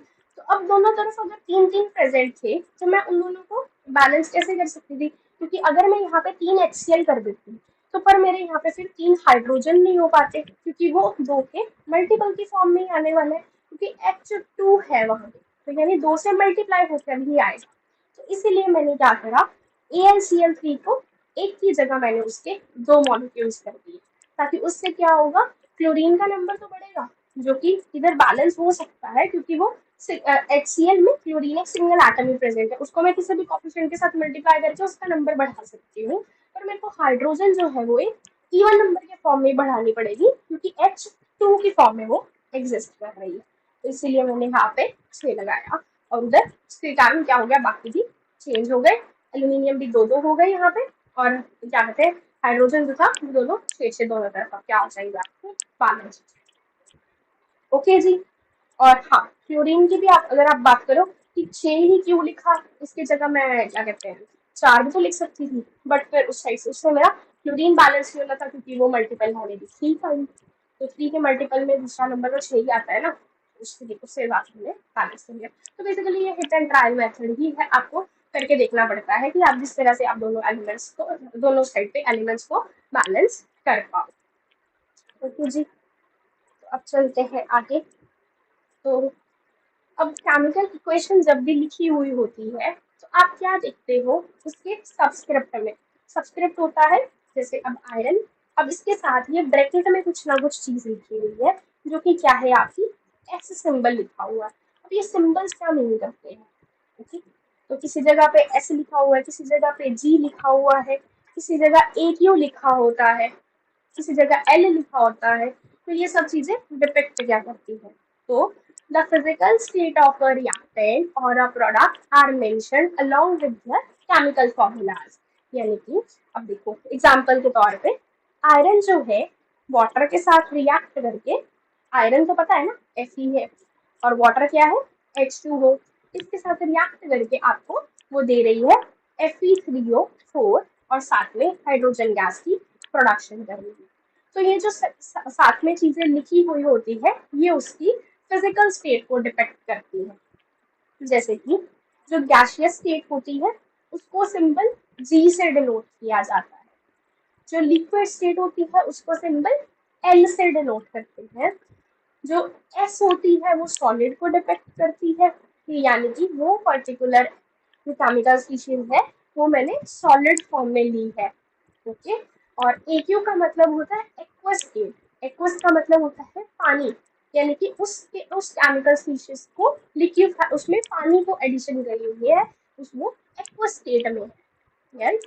तो इसके लिए ही सिंबल आपके साथ में मेंशन किए जाते हैं। The gaseous, liquid and the aqueous and the solid states of reactants and the products are represented by the notations. gaseous के लिए वैसे हम G लिखते हैं, liquid के लिए हम L लिखते हैं, solid के लिए हम S लिखते हैं, और aqueous state जिसका मतलब मैंने बता दिया कि वो उस पर्टिकुलर केमिकल स्पीशीज को आपने पानी में डिजोल्व करा हुआ है, तो मतलब होता है एक्वस है। तो एक्वस को एक यू से लिखते हैं, ठीक है। तो ये नोटेशंस उनके साथ यूज की जाती है। The word AQ is written in the reactant and product is present as a solution of the water, तो मैंने बता दिया। अब आगे देखो, अब कई बार क्या होता है कि जो एरो होता है, एरो के ऊपर आप कुछ फिजिकल कुछ कंडीशंस देख लेते हो, तो टेम्परेचर की कंडीशन मेंशन है कि भाई मैंने जो रिएक्शन है ना वो 373 केल्विन पे करवाई है या 400 एटमॉस्फेरिक प्रेशर पे करवाई है। तो जो कंडीशंस हम यूज करते हैं उस पर्टिकुलर रिएक्शन को कैरी आउट करवाने के लिए, क्योंकि सारी रिएक्शंस रूम टेम्परेचर पे नहीं हो सकती, तो अगर रूम टेम्परेचर पे हो रही होती तो हम ये चीजें लिखने की हमें जरूरत नहीं पड़ती। बट सारी रिएक्शन रूम टेम्परेचर, अगर ऐसा हो रहा होता कि ये जो रूम में भी हवा प्रेजेंट है और मेरे अंदर कार्बन है, अगर रूम टेम्परेचर में भी रिएक्शन हो जाती तो मैं हम दोनों तो आपस में रिएक्ट ही कर जाते, तो मैं खड़ी ना हो पाती हमें, तो एग्जिस्ट ही ना कर पाते। सारी की सारी केमिकल रिएक्शंस आपकी रूम टेम्परेचर पे विजिबल नहीं होती, तो उनकी कुछ ना कुछ कंडीशंस हमें रिक्वायर्ड होती है उस पर्टिकुलर केमिकल रिएक्शन को कैरी आउट करवाने के लिए। तो उन जो कंडीशंस को हम यूज करते हैं उस पर्टिकुलर रिएक्शन को कैरी आउट करवाने के लिए, उसको आप एरो के ऊपर लिख देते हो। तो समटाइम्स द रिएक्शन कंडीशंस, जैसे कि टेम्परेचर कितना ले रहे हो, प्रेशर कितना ले रहे हो, कोई कैटालिस्ट यूज किया है। कैटालिस्ट का काम क्या होता है कि रिएक्शन मान लो कोई अगर होने में 4 घंटे ले रही है, मैं उसके टाइम को कम कर दूं, मैं चाहती हूँ कि वो रिएक्शन मेरी 2 घंटे में हो जाए या कुछ मिनट्स में हो जाए। उनको क्या उनके मतलब टाइम को, रिएक्शन के रेट को फास्ट करने के लिए हम जिस चीज का यूज करते हैं वो होती है आपकी कैटालिस्ट, यानी कि वो रिएक्शन को फास्टली कैरी आउट करवा देती है, तो प्रोडक्ट में चेंज नहीं लाती। जो प्रोडक्ट बनना था वही बनेगा, जो केमिकल स्पीशीज ओरिजिनली ली थी वही वाली रहती है, बट वो जल्दी रिएक्शन कैरी आउट हो जाती है। तो जो कैटालिस्ट यूज कर रहे हो, कोई टेम्परेचर कंडीशंस, प्रेशर कंडीशंस जो होती हैं वो हम लोग कहाँ मेंशन कर देते हैं, इस एरो के ऊपर। तो वो ऊपर इंडिकेट कर देती है कि भाई मैंने जो रिएक्शन थी वो इस पर्टिकुलर एटमॉस्फेरिक कंडीशन पर करवाई है। जैसे कि कार्बन मोनोऑक्साइड है, हाइड्रोजन के साथ रिएक्ट करके आपको मीथेनॉल की फॉर्मेशन दे रही है। वैसे मीथेनॉल का फॉर्मूला होता है CH3OH, तो CH3OH is your methanol. Okay, तो ये रिएक्शन जो कैरी आउट करवाई गई है वो 340 ATM, यानी कि ATM किसकी यूनिट्स होती है, एटमॉस्फेयर, जो कि प्रेशर को डिनोट करती है। तो 340 ATM पे मैंने रिएक्शन करवाई है ये वाली, तो ये उसको डिपेक्ट कर रही है। ओके, नेक्स्ट इज आपने 6CO2 plus 12 water in the presence of sunlight और क्लोरोफिल। ये जो रिएक्शन है ये फोटोसिंथेसिस में होती है। फोटोसिंथेसिस क्या होती है, वो रिएक्शन फोटो बताती हूँ, सिंथेसिस। फोटोसिंथेसिस आपकी वो प्रोसेस होती है जहाँ पे प्लांट्स जो है, ग्रीन प्लांट्स बेसिकली, वो अपना खाना खुद बनाते हैं। तो उनको किस चीज के रिएक्शन में कैरी आउट करवाने की जरूरत पड़ती है, एक तो कार्बन डाइऑक्साइड और वाटर, और उनकी लीव्स में क्या प्रेजेंट होता है, क्लोरोफिल। क्लोरोप्लास्ट के अंदर क्लोरोफिल प्रेजेंट होती है, और रिएक्शन के लिए उनको सनलाइट रिक्वायर्ड होती है। अगर आप उनको डार्क में रख दोगे, आप देखोगे कि वो ग्रो नहीं करते, यानी कि वो अपना खाना खुद नहीं बना पा रहे, जिसको कंज्यूम करके वो ग्रो नहीं कर पाते। ये छोटे होते एक्सपेरिमेंट हमने छोटी क्लासेस में देखा हुआ है, जिसके अंदर हम लोग क्या देखते हैं कि अगर हमने प्लांट को एक तो डार्क रूम में रख दिया, एक को सनलाइट के प्रेजेंस में रख दिया, ग्रीन लीफी प्लांट्स पे, तो जो डार्क रूम में था वो मुरझा जाएगा थोड़े टाइम के बाद। तो क्योंकि उसको उसकी जो रिक्वायरमेंट थी ग्रीन प्लांट्स के लिए सनलाइट की, वो उसको नहीं मिल रही थी डार्क रूम के अंदर। पर जो ग्रीन प्लांट अगर आपने उसको सनलाइट में रखते हो, उसको उसकी एटमॉस्फेरिक कंडीशन मिल रही है, तो वो भाई अपना ग्रोथ को दिखा लेता है। ओके, तो जो कंडीशन है बेसिकली सनलाइट की और क्लोरोफिल की, वो आपने ऊपर मेंशन करी हुई है, जिस प्रोसेस के थ्रू वो अपनी फोटोसिंथेसिस के प्रोसेस को कैरी आउट करते हैं। तो main thing was just to tell you that कि जो केमिकल रिएक्शन करवाते टाइम कंडीशंस को यूज किया जाता है, उसको आप एरो के ऊपर मेंशन कर देते हैं। Okay, so moving on to the next topic now, that is your types of the chemical reactions. Chemical reaction क्या होती है, ये तो हमने जान लिया कि different types of the chemical species आ रही हैं, वो आपस में रिएक्ट करके कोई एक नया कंपाउंड की फॉर्मेशन कर रही है, तो आपकी केमिकल रिएक्शन इसमें हो रही है। बट ये जो केमिकल रिएक्शंस है वो भी डिफरेंट टाइप्स की है, अब हम उनको वन बाय वन देखेंगे। ओके जी, तो types of the chemical reaction में क्या है, सबसे पहले लिखा हुआ है during a chemical reaction atoms of the one element do not change into the another element. क्या मतलब, अब मैं पीछे किसकी रिएक्शन करवा रही थी, देख लो कोई भी, आयरन को वाटर के साथ रिएक्ट करवा रहे थे, तो इसने दिया क्या मेरे को, Fe3O4 और हाइड्रोजन। अब मेरी आयरन जो एलिमेंट लिया था वो रहा तो रिएक्टेंट और प्रोडक्ट साइड में आयरन ही ना, तो ये आयरन मैग्नीशियम में तो नहीं कन्वर्ट हो गया, रहा तो वो आयरन ही ना। तो यही वो कह रहा है कि कभी भी जो केमिकल रिएक्शन होती है, जो एक एलिमेंट है वो दूसरे एलिमेंट में कन्वर्ट नहीं हो जाता, वो एलिमेंट एज इट इज ही रहता है। आयरन आयरन ही रहेगी, आयरन ऑक्सीजन नहीं बन जाएगी, आयरन मैग्नीशियम नहीं बन जाएगी, तो वो एलिमेंट सेम ही रहता है। Okay, nor do the atoms disappear from the mixture or appear from the elsewhere। अब पीछे एक रिएक्शन थी जो हमारी यहाँ पे काम आ जाएगी, जहाँ पे मैंने गलती से यहाँ पे उसकी वाटर की फॉर्मेशन कर दी थी। मैंने क्या बोला कि ये रिएक्शन नहीं हो सकती, ऐसा क्यों बोला मैंने, क्योंकि देखो रिएक्टेंट साइड पे ऑक्सीजन तो था ही नहीं किसी फॉर्म में भी, एल्यूमिनियम सिर्फ HCl के साथ ही रिएक्ट कर रहा था, तो ऑक्सीजन तो मैंने लिया ही नहीं, तो प्रोडक्ट साइड में ऑक्सीजन आएगा कहाँ से, ना मैं उसको वहां पे गायब कर सकती, ना मैं उसको ला सकती। अब ऑक्सीजन आया कहाँ से, यानी कि वो अपीयर कहाँ से हो गया, तो वो चीज नहीं होती। ना ही कोई एटम जो है, एल्यूमिनियम गायब भी नहीं हुआ, एल्यूमिनियम दोनों साइड पे है तो सही ना, मतलब कि कोई भी एलिमेंट किसी भी केमिकल रिएक्शन की ड्यूरेशन में ना तो वो अपीयर होता है, नया एलिमेंट कोई आने जाता, ना ही कोई एलिमेंट आपका डिसअपियर होता है। जो आपने एलिमेंट्स को रिएक्टेंट्स के अंदर इन्वॉल्व करा है वो आपको प्रोडक्ट में देखने को मिलेगा। ओके जी, तो हमें नेक्स्ट इज केमिकल रिएक्शन होती क्या है, बेसिकली जस्ट जो केमिकल बॉन्ड्स होते हैं वो एक पर्टिकुलर केमिकल स्पीशीज के ब्रेक होते हैं और दूसरे केमिकल स्पीशीज में वो फॉर्म हो जाते हैं। क्या मतलब, कोई भी एग्जांपल पीछे वाली ही देख लो। अब एल्यूमिनियम था, कोई वाली पे चलते हैं, एल्यूमिनियम जो था HCl के साथ रिएक्ट कर रहा था, तो ओरिजिनली एल्यूमिनियम सिंगल एलिमेंट की फॉर्म में प्रेजेंट है और HCl प्रेजेंट है। अब HCl एग्जिस्ट क्यों कर रहा है, क्योंकि हाइड्रोजन और क्लोरीन के अंदर कोई भी फोर्सेज ऑफ अट्रैक्शन थी, यानी कि अंदर कुछ ना कुछ उनके अंदर केमिकल बॉन्ड प्रेजेंट है।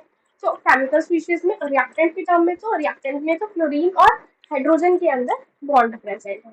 बट जब प्रोडक्ट बना तो क्या बना, AlCl3, यानी कि जो नया केमिकल बॉन्ड बना है अब वो आपके एल्यूमिनियम और क्लोरीन के अंदर बना है। तो जो बॉन्ड नया बना है, पुराने वाला H और Cl का बॉन्ड टूटा और एल्यूमिनियम और क्लोरीन का नया बॉन्ड बन गया। तो यही होता है केमिकल रिएक्शन में, कोई भी रिएक्टेंट स्पीशीज के एलिमेंट आपके गायब नहीं होते, कोई नया नहीं आ जाता। ठीक है, नेक्स्ट और क्या देखा था कि केमिकल रिएक्शन में एक एलिमेंट जो है दूसरे में कन्वर्ट नहीं हो जाता, और सिर्फ होता क्या है, केमिकल बॉन्ड आपके किसी के अंदर तो किसी के बॉन्ड टूटते हैं और किसी के अंदर जुड़ जाते हैं, किसी की दोस्तियां टूट रही हैं और किसी की दोस्तियां बन रही हैं। यही है केमिकल रिएक्शन में। तो इसमें एग्जाम्पल देख लो, जिंक और H2SO4 कंबाइन होकर क्या दे रहे हैं, जिंक सल्फेट और हाइड्रोजन। ओरिजिनली एलिमेंट जिंक अकेला दोस्त अकेला भाई आया था, बट जब उसको H2SO4 की कंडीशन मिली तो भाई उसने अपनी रिएक्शन को दिखा दिया और उसने बॉन्ड बना लिया, जिंक और सल्फेट के बीच में बॉन्ड की फॉर्मेशन हो गई। तो अब हाइड्रोजन को तो बुरा लगना ही था, हाइड्रोजन अपनी यहाँ ही बन के उड़ गई। तो यही हो रहा है, केमिकल बॉन्ड कहीं बन रहे हैं कहीं टूट रहे हैं। तो रियल लाइफ में भैया यही देख रहे हैं, कहीं दोस्तियां बन रही हैं कहीं टूट रही हैं, वही चीजें यहाँ पर भी हो रही है। चलो जी, चलते हैं आगे। जो अलग अलग टाइप्स की केमिकल रिएक्शन है, तो उनकी कुछ टाइप्स है। अब इन टाइप्स को देख लेते हैं। सबसे पहले आपकी combination reaction, displacement reaction, decomposition reaction है, डबल डिस्प्लेसमेंट है, ऑक्सीडेशन है, रिडक्शन है। ये जो ऑक्सीडेशन रिडक्शन है इनको ही रेडॉक्स रिएक्शंस बोला जाता है। ये है आपकी रेडॉक्स रिएक्शंस। तो इन सभी टाइप्स ऑफ केमिकल रिएक्शंस को हमें वन बाय वन देखना है। सबसे पहली है आपकी कॉम्बिनेशन रिएक्शन। तो कॉम्बिनेशन नाम ही देखो ना, कंबाइन होना। तो क्या हो रहा होगा कि दो या दो से ज्यादा सब्सटेंसेस आ रहे हैं, आपस में दोस्ती कर रहे हैं, नए प्रोडक्ट को बना रहे हैं। आप खुद ही देख लो, अपने नए स्कूल में जाते हो, नई क्लास में जाते हो, जाते तो अकेले हो, पर वहां पे क्या कर लेते हो, नए दोस्तों के साथ बॉन्ड बना लेते हो। फिर आके मम्मा को बताते हो, मम्मा ये मेरा नया दोस्त है, ये मेरी नई दोस्त है। तो आपका भी क्या हो रहा है, कॉम्बिनेशन हो रहा है, यानी कि कुछ ना कुछ प्रोडक्ट बन रहा है। वो वाला कुछ और नहीं, मतलब दोस्ती आपकी हो रही है, आपके अंदर बॉन्ड बन रहा है। तो यही है आपकी combination reaction. So the reaction in which two और मोर सब्सटेंसेस, या तो वो एलिमेंट्स हो सकते हैं या वो कंपाउंड हो सकते हैं। एलिमेंट का मतलब अकेले अकेले दो, अकेले अकेला है, यानी कि एल्यूमिनियम है, जिंक है, आयरन है, अकेले अकेले हैं जो, या तो वैसे हो सकते हैं या कंपाउंड हो सकते हैं। पानी है, पानी में कंपाउंड भी है तो है, या ग्लूकोज है, तो अलग अलग कंपाउंड्स प्रेजेंट है। तो वो जब कंबाइन करेंगे to form a single product, जो प्रोडक्ट बन रहा है वो एक ही बन रहा है, then the reaction is called as the combination reaction. तो अब देखो, ए और बी, अब दो केमिकल स्पीशीज है, एक ए है एक बी है, आके कंबाइन हुए, आपको प्रोडक्ट दे दिया, क्या, एक प्रोडक्ट आपको ए बी दे दिया। तो वो रिएक्शन, इस टाइप ऑफ रिएक्शन को हम क्या बोलते हैं, ये एक केमिकल रिएक्शन है। तो इसको एक एनिमेशन के थ्रू भी समझ लेते हैं। मिकी माउस था, अकेला आया, और मिनी माउस मिली उसको। जैसे मिकी और मिनी, बचपन में ये कार्टून तो सभी ने देखा हुआ है आई गेस। हाँ, तो मिकी आया मिनी आया, दोनों ने बहुत अच्छी दोस्ती कर ली। अब आज की डेट में हम अकेले मिक्की की बात नहीं करते या अकेली मिनी की बात नहीं करते, दोनों को मिक्की मिनी बोला जाता है। जैसे तो मिक्की और मिनी ने मिलकर एक दोस्ती अपनी अच्छी फॉर्म कर ली है।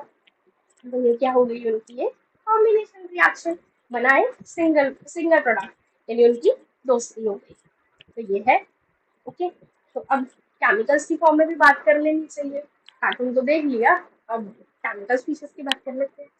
तो क्या है, कैल्शियम ऑक्साइड आपका है, कंपाउंड है। वाटर कंपाउंड है। दो कंपाउंड आ रहे हैं, मिलके क्या बना रहे हैं, आपकी कैल्शियम हाइड्रोक्साइड। तो कैल्शियम हाइड्रोक्साइड एक नया सिंगल प्रोडक्ट बन गया। तो रिएक्शन क्या हो गई आपकी, ये कॉम्बिनेशन रिएक्शन हो गई। दो केमिकल स्पीशीज ने कंबाइन करा, एक नए प्रोडक्ट, एक सिंगल प्रोडक्ट की फॉर्मेशन हो गई।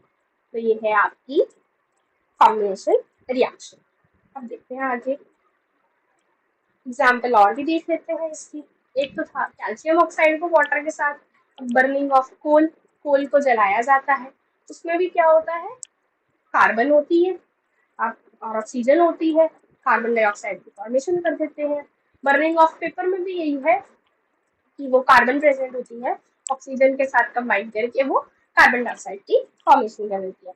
अब इनमें प्रोडक्ट सिंगल ही बन रहा है, तो ये आपकी ये कॉम्बिनेशन रिएक्शन है।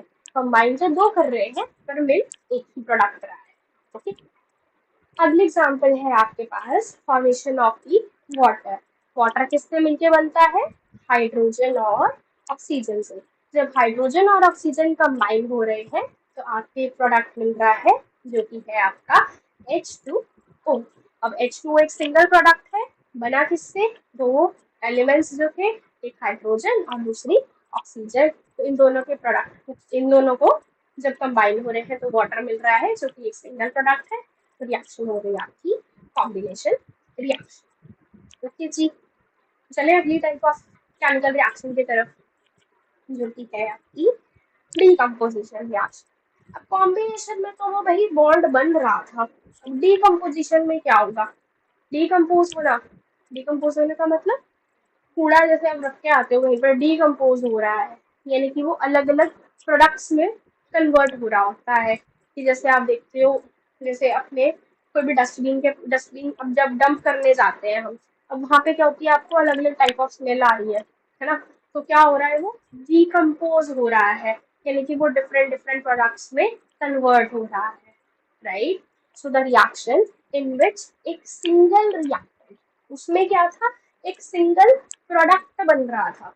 दो रिएक्टेंट्स, दो या दो से ज्यादा रिएक्टेंट्स मिलके आपको एक सिंगल प्रोडक्ट दे रहे थे। बट इसमें उसका रिवर्स होता है।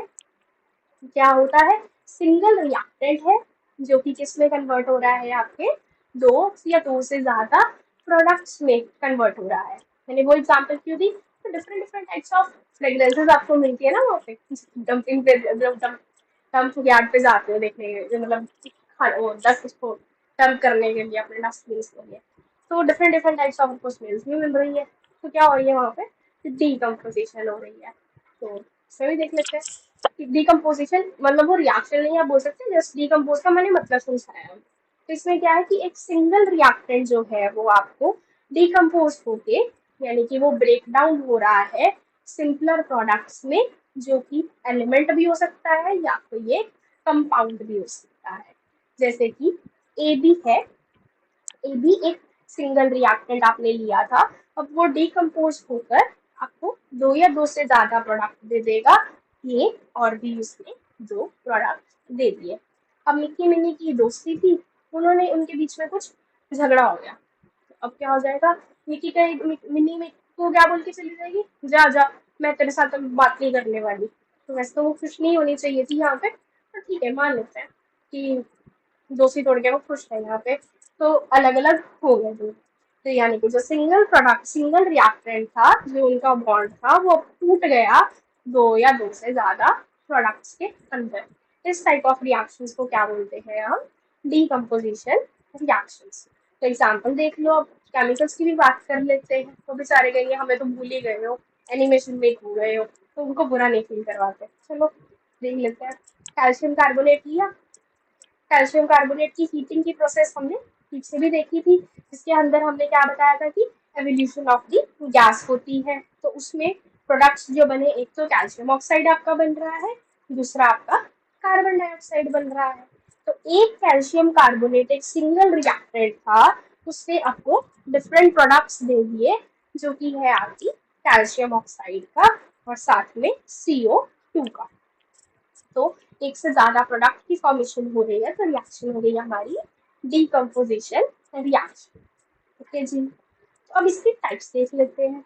जो डीकम्पोजिशन है, यानी कि एक single reactant different different products में जब कन्वर्ट हो रहा है, तो वो डिफरेंट डिफरेंट इन्वायरमेंटल कंडीशंस में हो सकता है। तो उन्हीं के बेसिस पे हमने इसको फर्दर क्लासिफाई करा हुआ है एज, एक होती है आपकी इलेक्ट्रोलाइटिक डीकम्पोजिशन, फोटोकेमिकल डीकम्पोजिशन और थर्मल डीकम्पोजिशन। तो इलेक्ट्रोलाइटिक डीकम्पोजिशन क्या होती है? देखो, आपने इलेक्ट्रोलिसिस ऑफ वाटर तो सुना होगा।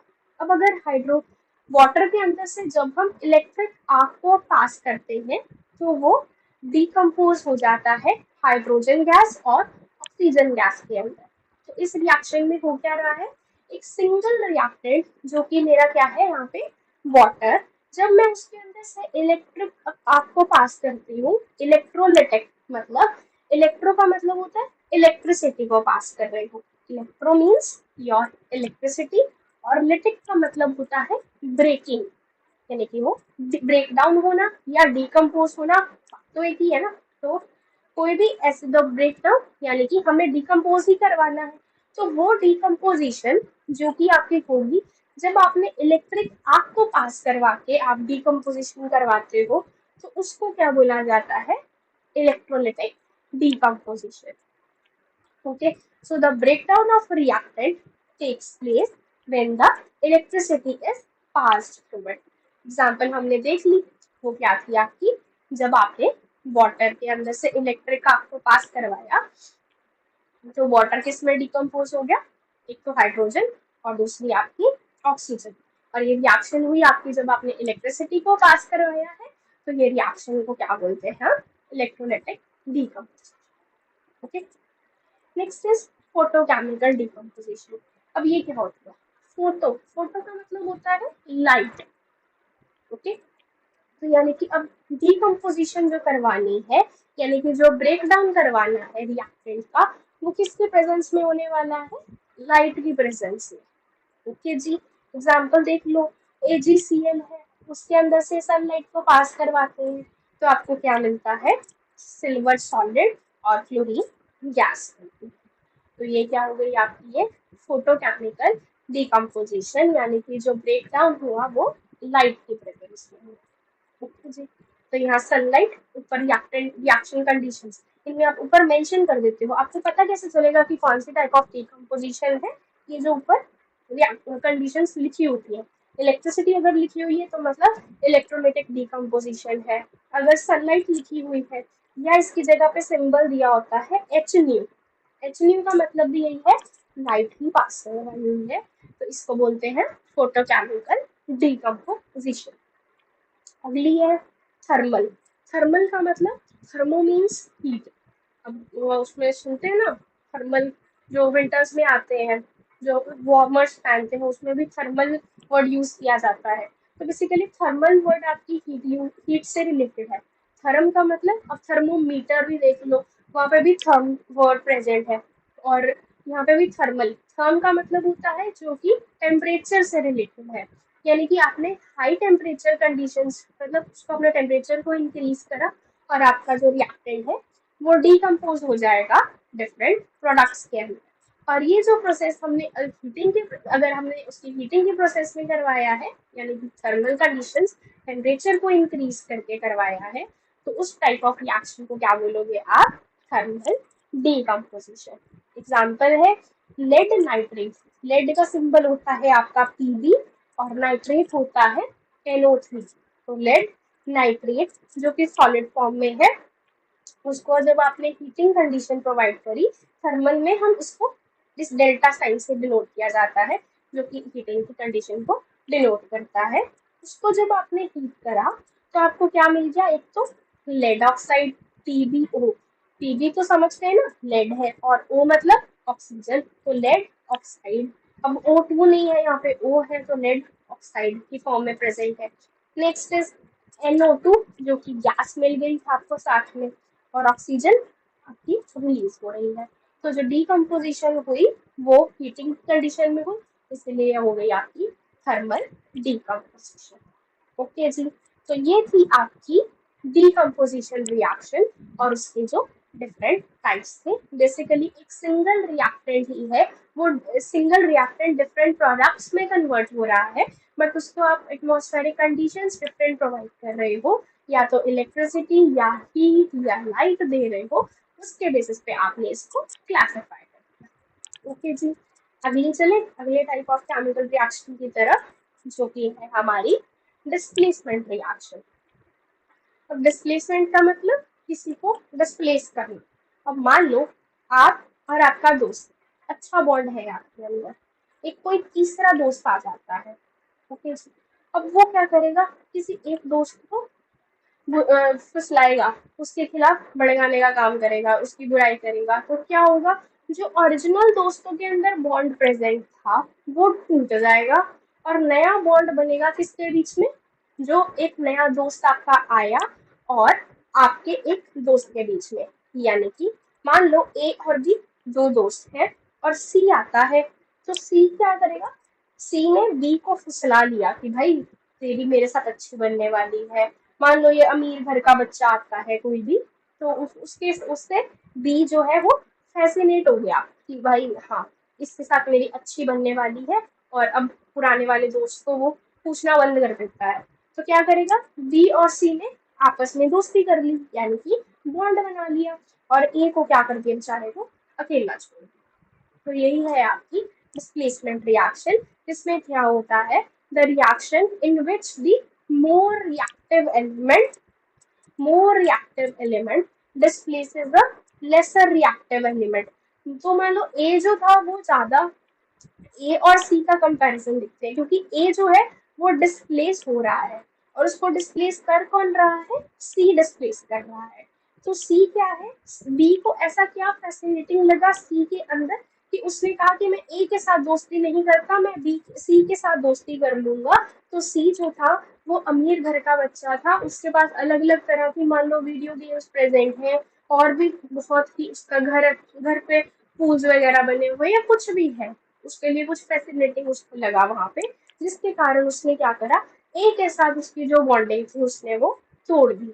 तो यानी कि उसको रिएक्टिव ए ज्यादा लगा, रिएक्टिव सी यहाँ पे ज्यादा लगा, क्योंकि सी के पास कुछ ऐसी कंडीशंस थी, यानी कि वो ज्यादा रिएक्टिव था, कि वो कहेगा, बी कहता कि मेरा फायदा सी के साथ जाने में ज्यादा है, मैं ज्यादा मजे कर सकता हूँ उसके उसके उसके साथ अगर मैं दोस्ती रखता हूँ तो इसीलिए उसने क्या करा, ए को धक्का मारा और सी के साथ उसने अपनी दोस्ती बना ली।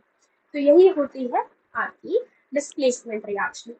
एक चीज जरूरी है यहाँ पे कि जो सी था, सी ने ए को धक्का कब मारा, जब सी था ज्यादा रिएक्टिव, उसके लिए ज्यादा रिएक्टिव है वहां पे, तभी वो चीज होने वाली है। तो एग्जाम्पल एनिमेशन के थ्रू भी देख लेते हैं। अब हमारा मिकी मिनी तो बॉन्ड था ही, उनके अंदर बॉन्ड बना हुआ था। अब भाई डोनाल्ड डक आया, डोनाल्ड डक ने क्या करा, वो कहता एक अच्छी सी न्यूज लेके आता है वो बंदा, डोनाल्ड डक लेके आता है, वो एक पार्टी का इनविटेशन मान लो देने के लिए आ रहा है। तो वो इनविटेशन किसको, मिनी माउस को क्या लगता है, फैसिनेटिंग लगता है, कि वो उससे इम्प्रेस हो जाती है कि भाई अगर मैं इसके साथ चली जाऊंगी ना डोनाल्ड डक के साथ, तो मुझे पार्टी में बड़ा मजा करने को मिलेगा। तो वो उससे मतलब मिक्की माउस के साथ, मिक्की तो उसको वो पार्टी में नहीं लेने, पार्टी उसके पास कोई ऐसा नहीं है कि वो रिएक्टिव इतना नहीं है। अब मिनी माउस को फैसिनेटिंग कौन लगा, डोनाल्ड डक के साथ रहना, कि मेरे को भाई पार्टी में एंजॉय करूंगी जाके। तो अब यहाँ पे डोनाल्ड डक क्या हो गया आपके मिकी माउस के कंपैरेटिवली ज्यादा रिएक्टिव हो गया। तो अब उसने क्या करा, बॉन्ड बना लिया, ये देखो पार्टी करने दोनों बैठे भी हो गए हैं। तो मिकी माउस को अलग कर दिया, और उसको भाई साहब क्या आ गया, गुस्सा आ गया कि भाई मेरी दोस्त को तो साथ में लेके चला गया अपनी, ये मेरे साथ तो पहले इतना घूमती थी वो, अब मैं डोनाल्ड डक ने एक पार्टी कर दी तो उसके साथ चली गई। तो मेन रिक्वायरमेंट यही है कि कौन सी स्पीशीज किसको डिस्प्लेस करने वाली है, वो ज्यादा रिएक्टिव होने वाली है, रिएक्टिव होना उसके लिए जरूरी है। ओके जी। तो सी को डिस्प्लेस ए, यानी सी ने डिस्प्लेस करा ए को only if C is more reactive, ये चीज मैंने बताई, then the A, then only displacement reaction को टेक प्लेस। तो यानी वो नया बॉन्ड बी और सी के बीच में तभी बन सकता था जब सी जो है वो ज्यादा रिएक्टिव होगा एज कंपेयर टू दी ए। तो ये है आपकी डिस्प्लेसमेंट रिएक्शन, तभी होगी आपकी ये वाली रिएक्शन। अब भाई केमिकल स्पीशीज को भी पूछ लेना चाहिए कि वो क्या कहते हैं, उनमें रिएक्टिविटी सीरीज क्या है, कि कौन किसको धक्का मार सकता है, देख लेते हैं भैया। तो जो आयरन है, आयरन की रिएक्शन हो रही है कॉपर सल्फेट के साथ। तो आयरन जो है वो आपकी कॉपर के कंपैरिजन में ज्यादा रिएक्टिव है। तो ये जो रिएक्टिव है, तो उसने क्या करा, तो जो रिएक्टिविटी थी यहाँ पे उसने आयरन के साथ, आयरन जो थी वो कॉपर से ज्यादा रिएक्टिव थी, तो इसलिए उसने क्या करा, उसके साथ अपनी रिएक्शन दिखा दी। तो आयरन कॉपर सल्फेट के अंदर अच्छा खासा बॉन्ड प्रेजेंट था। अब आयरन आया, आयरन ज्यादा ज्यादा वो था रिएक्टिव, तो उसने क्या करा, सल्फेट को लगा कि मेरा फायदा दोस्ती बनाने में किसके साथ है, आयरन के साथ। तो उसने अपनी दोस्ती आयरन सल्फेट के साथ बना ली, और कॉपर बेचारे को सॉलिड को अकेला कर दिया। तो ये हो गई केमिकल स्पीशीज के टर्म में बात हुई। दूसरी है, यही अगर कॉपर सल्फेट आता कि भाई चलो मैं देखता हूँ कि अगर मैं जिंक के साथ जिंक अगर आता है तो क्या मैं जिंक की प्रेजेंस में ये मेरे साथ दोस्ती बना के रखेगा कॉपर और सल्फेट के बीच में। तो दोस्ती चेक कर रहा था वो, तो भाई यहाँ पे भी उसका नुकसान हो गया। अब जिंक भी क्या निकला भैया, ज्यादा रिएक्टिव निकला कॉपर के कंपैरिजन में। तो उसने क्या करा, सल्फेट को बोला आजा आजा मेरे पास आजा। तो जिंक और सल्फेट ने अपना बॉन्ड बना लिया और बेचारे कॉपर को फिर से अकेला कर दिया। ओके जी। तो अब अगला फिर कॉपर कहता है चलो मैं अपना कंपाउंड्स ने अपना कॉपर क्लोराइड लिया। अब वो बोलता है चलो लेड को भी चेक कर लेता हूँ कि लेड के कंपैरिजन में मेरी दोस्ती कैसे रहती है। तो कॉपर क्लोराइड के अंदर भी क्या हुआ, तो अब क्लोराइड कहता लेड आजा मेरे साथ दोस्ती बना ले। तो लेड क्लोराइड ने भी क्या कर लिया, अपनी दोस्ती बना ली। वो ज्यादा रिएक्टिव था, उसके बाद ज्यादा फैसिनेटिंग कंडीशन उसको मिल रही है, तो वो कॉपर को फिर से अकेला कर दिया उन्होंने। तो इन सब एग्जाम्पल में आपने क्या देखा कि आयरन, कॉपर, लेड, ये तीनों क्या थे आपके ज्यादा रिएक्टिव एलिमेंट्स थे किसके कंपैरिजन में, कॉपर के कंपैरिजन में। तो इसलिए उन्होंने कॉपर को धक्का मार दिया, उसको डिस्प्लेस कर दिया। अब आपको पता कैसे चलेगा कि कौन ज्यादा रिएक्टिव है कॉपर के कंपैरिजन में। कॉपर के कंपैरिजन में तो ये तीन आपने देखी है, बट हो सकता है कि आयरन सल्फेट है, ये अपनी दोस्ती को टेस्ट करना चाहे किसी दूसरे एलिमेंट के साथ कि भाई इसकी प्रेजेंस में मान लो मैं देखता हूँ कि मेरे साथ ये बॉन्ड बना के रहता है कि मेरे को भी छोड़ के चला जाता है, क्या जगहबाज तो नहीं है। तो उसको अगर चेक करना है तो उसको किसके पास जाना पड़ेगा, रिएक्टिविटी सीरीज की तरफ। तो रिएक्टिविटी सीरीज आपकी एनसीईआरटी बुक ऑफ क्लास 9 में आपको मिल जाएगी, रिएक्टिविटी सीरीज। तो वहां से आपको देखना पड़ता है ये चीज कि जो हाई रिएक्टिविटी एलिमेंट्स होते हैं वो आपके लोअर रिएक्टिविटी एलिमेंट्स को क्या कर देते हैं, डिस्प्लेस कर देते हैं। और तभी डिस्प्लेसमेंट रिएक्शन आपकी कैरी आउट हो जाती है। ठीक जी। तो ये थी हमारी डिस्प्लेसमेंट रिएक्शन। दो दोस्त थे, धक्का मारा, एक को निकाल दिया। चलो आगे चलते हैं। अगली है डबल डिस्प्लेसमेंट। अब डिस्प्लेसमेंट एक बारी में दो बारी डिस्प्लेसमेंट हो रही है ना जी। तो क्या हो रहा है, the reaction in which two of the reactants interchange their ions leading to the product formation is called as the double displacement reaction. क्या था, ए और बी में एक दोस्ती थी और एक बॉन्ड था सी और डी के बीच में। तो ए और बी और सी और डी एक बार आए, दोनों दोस्तों ने आपस में बात कर रहे थे, मतलब चारों दोस्त मिले, एक ए और बी थे और एक सी और डी थे। अब क्या हुआ, ए को लगा कि मेरा बॉन्ड ना अच्छा सी के साथ बी के कंपैरिजन में और भी अच्छा बन सकता है। तो ए ने क्या करा, अपनी बॉन्डिंग अब सी से कर ली। और बी को लगा मेरी बॉन्डिंग अब ए से पटने नहीं वाला, तो मैं क्या करूंगा, मेरी बॉन्डिंग अगर डी वाले से ज्यादा बैठ रही है तो वो उसके साथ अपनी बॉन्डिंग बना लेता है। तो यही हो रहा है, डबल डिस्प्लेसमेंट हो रही है। अब ए और बी में क्या हो रहा है, बी डिस्प्लेस हो रहा है, बी को डिस्प्लेस कर रहा है यहाँ पे सी, क्योंकि ए और सी में बॉन्ड बन रहा है। और सी और डी में कौन डिस्प्लेस हो रहा है, सी को डिस्प्लेस कर रहा है, बी आ रहा है उसकी जगह पे। यानी कि डिस्प्लेसमेंट कितनी बारी हो रही है यहाँ पे, दो बार हो रही है। धक्का दो दोस्तों को बज रहा है ना। तो क्योंकि ए और बी थे और सी और डी थे, ए और सी ने अगर दोस्ती बना ली तो वही बी और डी बोलते अब भाई हम तो अकेले रह गए हैं, तो वो क्या करते हैं आपस में खुद भी बॉन्ड बना लिया उन्होंने। तो ये चीज डबल डिस्प्लेसमेंट हो गई। बोलते अगर ये मेरे को नहीं पूछ रहा तो मैं उसको क्यों पूछूं, हम दोनों बचे, हम दोनों अपना दोस्त बना अपनी बॉन्डिंग बना लेते हैं। तो यही होती है आपकी डबल डिस्प्लेसमेंट। आयंस ने अपनी क्या करा, अपने रिएक्टेंट के अंदर आयंस ने खुद को इंटरचेंज कर लिया। ए ने सी के साथ चला गया और बी डी के साथ चला गया। तो एग्जाम्पल देख लो, जो कि है आपकी Na2SO4 जो है वो बेरियम क्लोराइड के साथ रिएक्ट करके आपको बेरियम सल्फेट और सोडियम क्लोराइड देंगे। इसमें आयंस इंटरचेंज कैसे हो रहा है हम नेक्स्ट स्लाइड पे देखते हैं। उससे पहले एक एनिमेशन को देख लेते हैं कि जो दोस्ती थी, मान लो ये एक लड़का और एक लड़की के बीच में ये दोस्ती है और दूसरा ये वाले इन दोनों लड़का लड़की के दोस्ती है। तो उसमें क्या हुआ, इस लड़के को मान लो ये वाली लड़की के साथ बॉन्डिंग बनानी थी, तो अब क्या होगा, ये वाली लड़की अकेली रह गई क्योंकि ये वाला उसको उसको इस लड़की को भी इस लड़की के साथ बॉन्डिंग बनानी है। क्यों, क्योंकि उसका दोस्त एक फोन पे ही लगा हुआ है, दूसरा बात तो कर नहीं रहा है।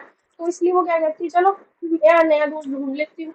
तो उसने ए के साथ अपनी ए है यहाँ पे, ए मान लो ना अपना, तो ए के साथ सी ने बॉन्डिंग बना ली, ये रेड वाली जो है ये आपकी सी मान लो, और जो ये फोटो वाला प्रेजेंट है ये आपका ए मान लो। तो ए और सी ने क्या करा, अपनी दोस्ती कर ली।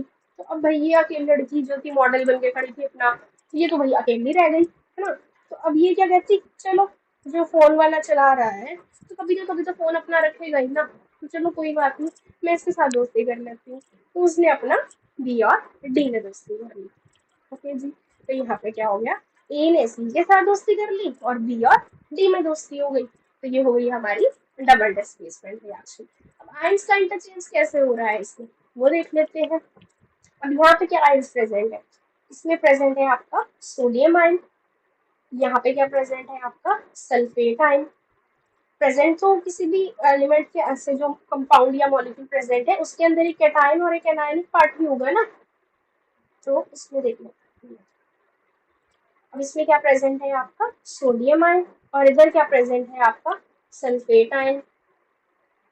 ये आपको कलर दिखेगा नहीं, तो चेंज कर लेते हैं। तो यहाँ पे क्या आयंस प्रेजेंट है आपके, एक तो सोडियम आयन प्रेजेंट है, दिख क्यों नहीं रही है,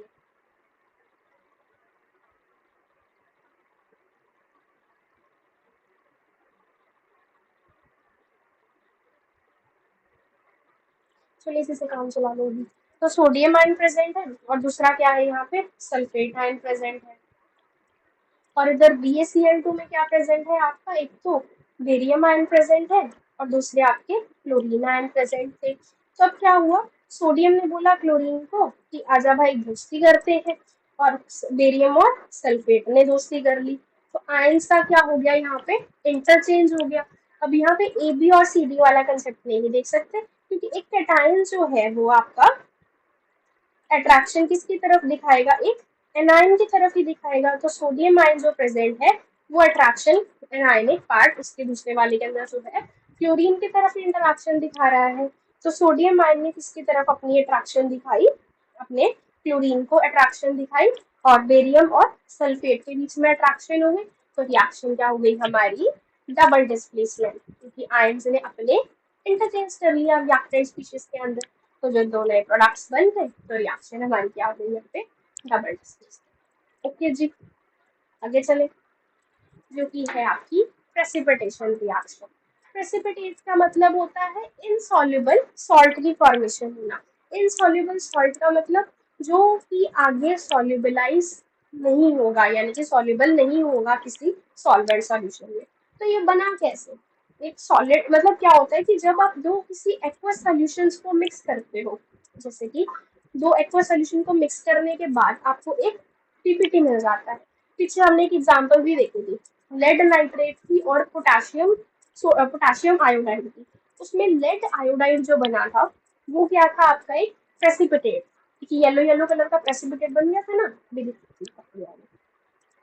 यहाँ पे देखो कलर चेंज तो आ ही रहा है, और साथ में ये क्या बन गया, पीपीटी बन गए, जो कि क्या है आपके इनसॉल्युबल सॉल्ट बन गया, जो कि सेटल डाउन हो जाएगा आपके बीकर के बॉटम के ऊपर।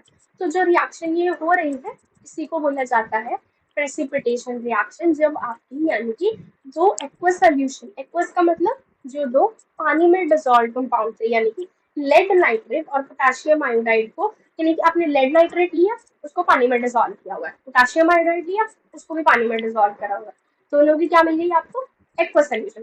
अब इन दोनों एक्वस सोल्यूशन को जब आपने मिक्स करा तो वो एक पीपीटी की फॉर्मेशन हो गई, एक सॉलिड बन गया जो कि इनसॉल्युबल सॉलिड है, यानी कि जो सोल्यूशन बनी उसके ऊपर फर्दर घुल नहीं रहा, वो नीचे बॉटम में बैठ जाएगा।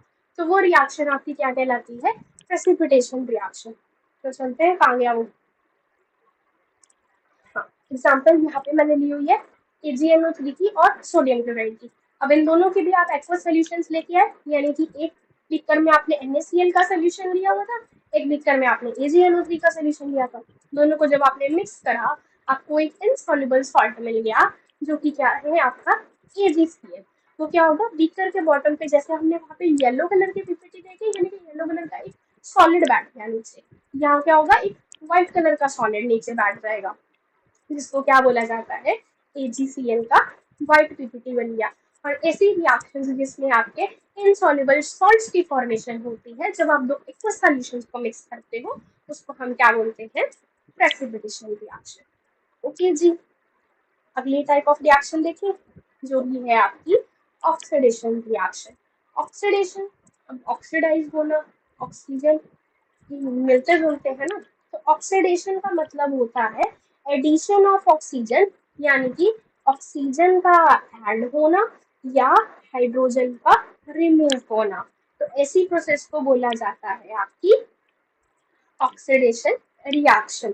तो देखो अब मैग्नीशियम है, मैग्नीशियम के साथ, मैग्नीशियम को आपने ऑक्सीजन के साथ जब आप रिएक्ट करवा रहे हो तो मैग्नीशियम के अंदर ऑक्सीजन की क्या हो रही है, यहाँ पे एडिशन हो रही है। तो जब मैग्नीशियम ऑक्साइड की फॉर्मेशन हो रही है यानी कि उसमें ऑक्सीजन ऐड हो रहा है, तो जब ये ऐड हो रहा है तो क्या हो गई, ये ऑक्सीडेशन रिएक्शन। ठीक, नेक्स्ट इज सिमिलरली कॉपर को जब ऑक्सीजन के साथ रिएक्ट करा तो क्या बन गया, कॉपर ऑक्साइड। ऑक्सीजन की इस केस में भी क्या हो गई, एडिशन हो गई ऑक्सीजन की, तो रिएक्शन हमारी क्या हो गई, ऑक्सीडेशन रिएक्शन। आप याद कैसे रखोगे, ऑक्सीडेशन ऑक्सीजन से रिलेटेड, तो ऑक्सीजन को क्या करना है आपको, ऐड करना है, और हाइड्रोजन को क्या करना है, या तो रिमूव हो रहा है, उस रिएक्शन को बोला जाता है ऑक्सीडेशन रिएक्शन। तो जो हमारी नेक्स्ट टाइप ऑफ रिएक्शन है वो है आपकी रिडक्शन रिएक्शन। रिडक्शन रिएक्शन, अब ऑक्सीडेशन का मतलब क्या था, एडिशन ऑफ ऑक्सीजन, यानी कि उसके अंदर ऑक्सीजन की एडिशन हो रही थी या रिमूवल ऑफ हाइड्रोजन हो रहा था। अब रिडक्शन क्या होता है, exactly opposite of the oxidation, उसमें ऑक्सीजन ऐड हो रहा था, हाइड्रोजन रिमूव हो रहा था, इसमें क्या होगा, हाइड्रोजन की एडिशन होगी और ऑक्सीजन की क्या होगी, वहां पे रिमूवल होगी। So reaction in which there is addition of the hydrogen, in which there is addition of the hydrogen or the removal of oxygen is called as your reduction reaction. Okay जी, तो reduction reaction exactly reverse हो गया आपकी oxidation का।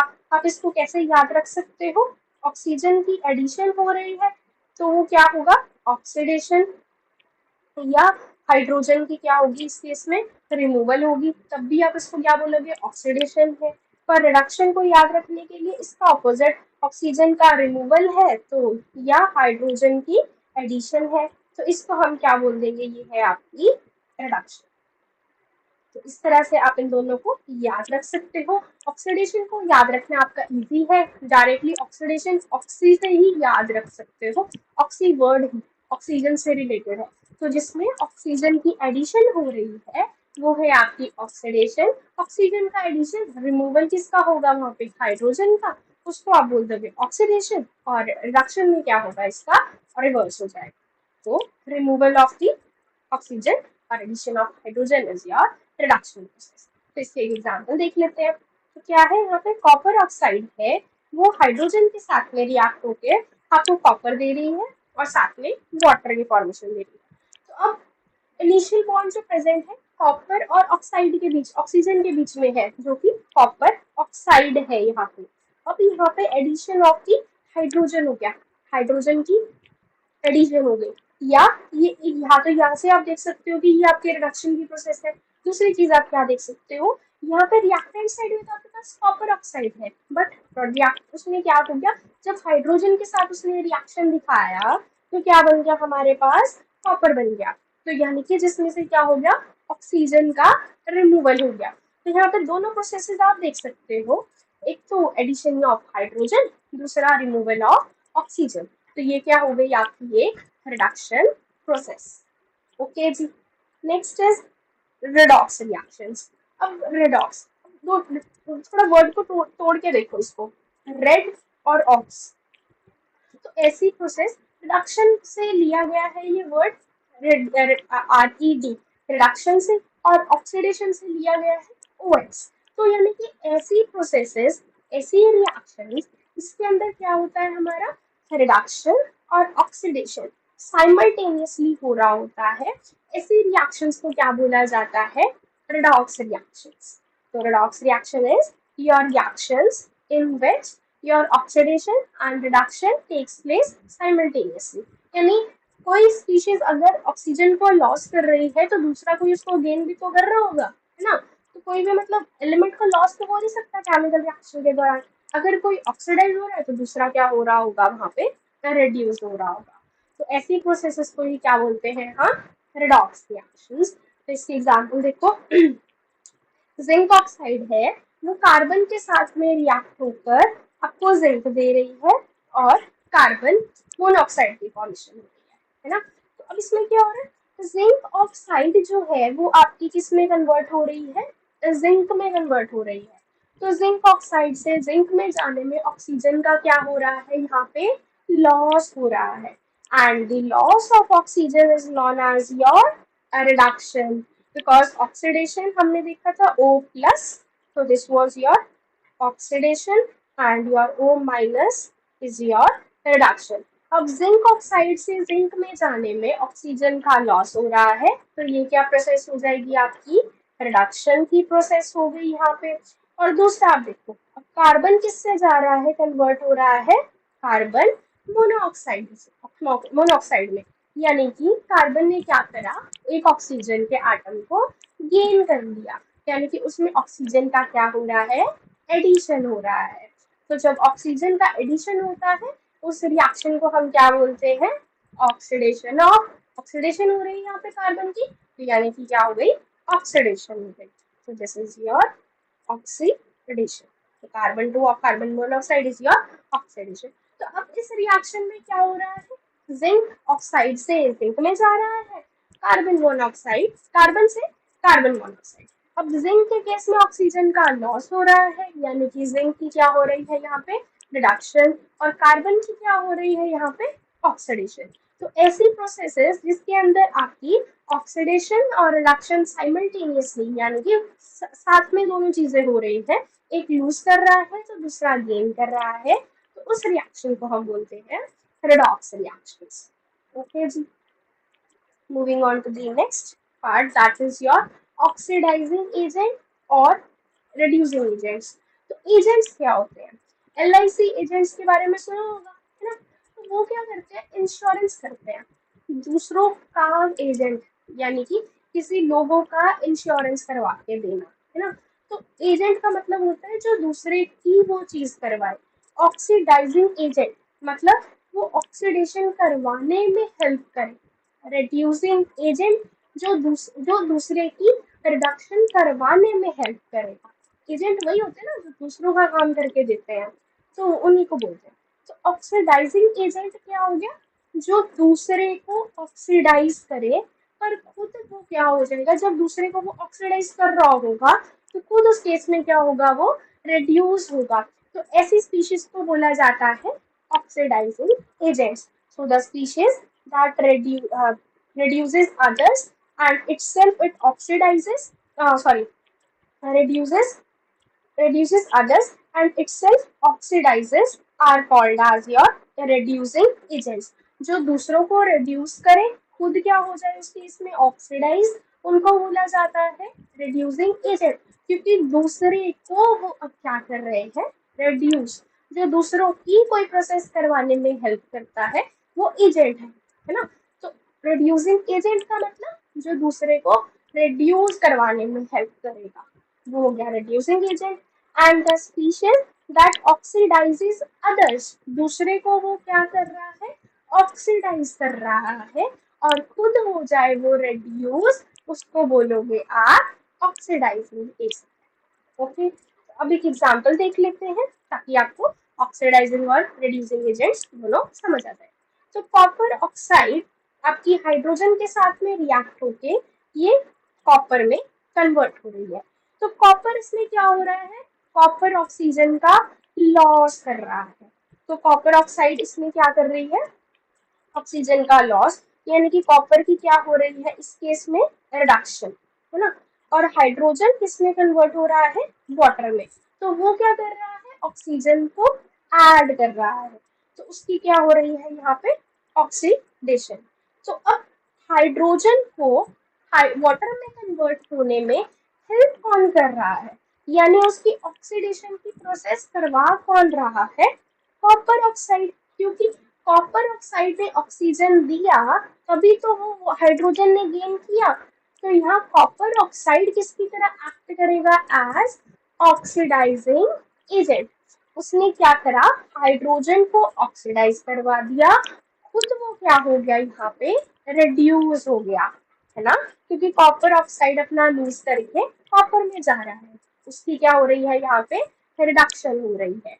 तो ऐसी species जो दूसरे को ऑक्सीडाइज करवाए, खुद रिड्यूस हो जाए, उनको क्या कहते हैं, as oxidizing agents. So copper oxide is your oxidizing agent.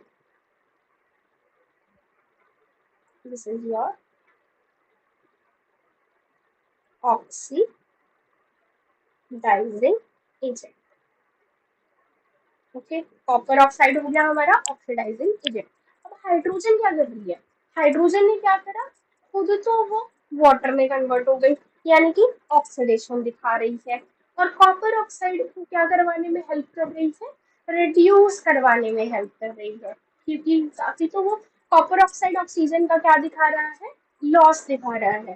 तो यानी कि हाइड्रोजन इस केस में क्या हो जाएगी आपकी, रिड्यूसिंग एजेंट, reducing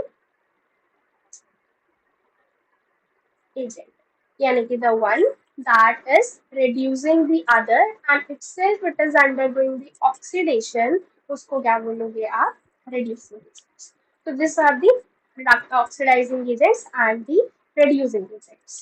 ओके, तो वर्ड एजेंट से आप इसको याद कर सकते हो, एजेंट का मतलब जो दूसरे का काम करवा के दे, तो ऑक्सीडाइजिंग एजेंट जो दूसरे को ऑक्सीडाइज करवा, रिड्यूसिंग एजेंट वो जो दूसरे को रिड्यूस करवाए। तो ये है आपके ऑक्सीडाइजिंग एंड रिड्यूसिंग एजेंट्स। चलते हैं आगे, जो की है reduction and oxidation in terms of the electron transfer. तो अभी हमने देखा उसको इन टर्म्स ऑफ द ऑक्सीजन का लॉस या गेन के टर्म्स में हमने बात करी।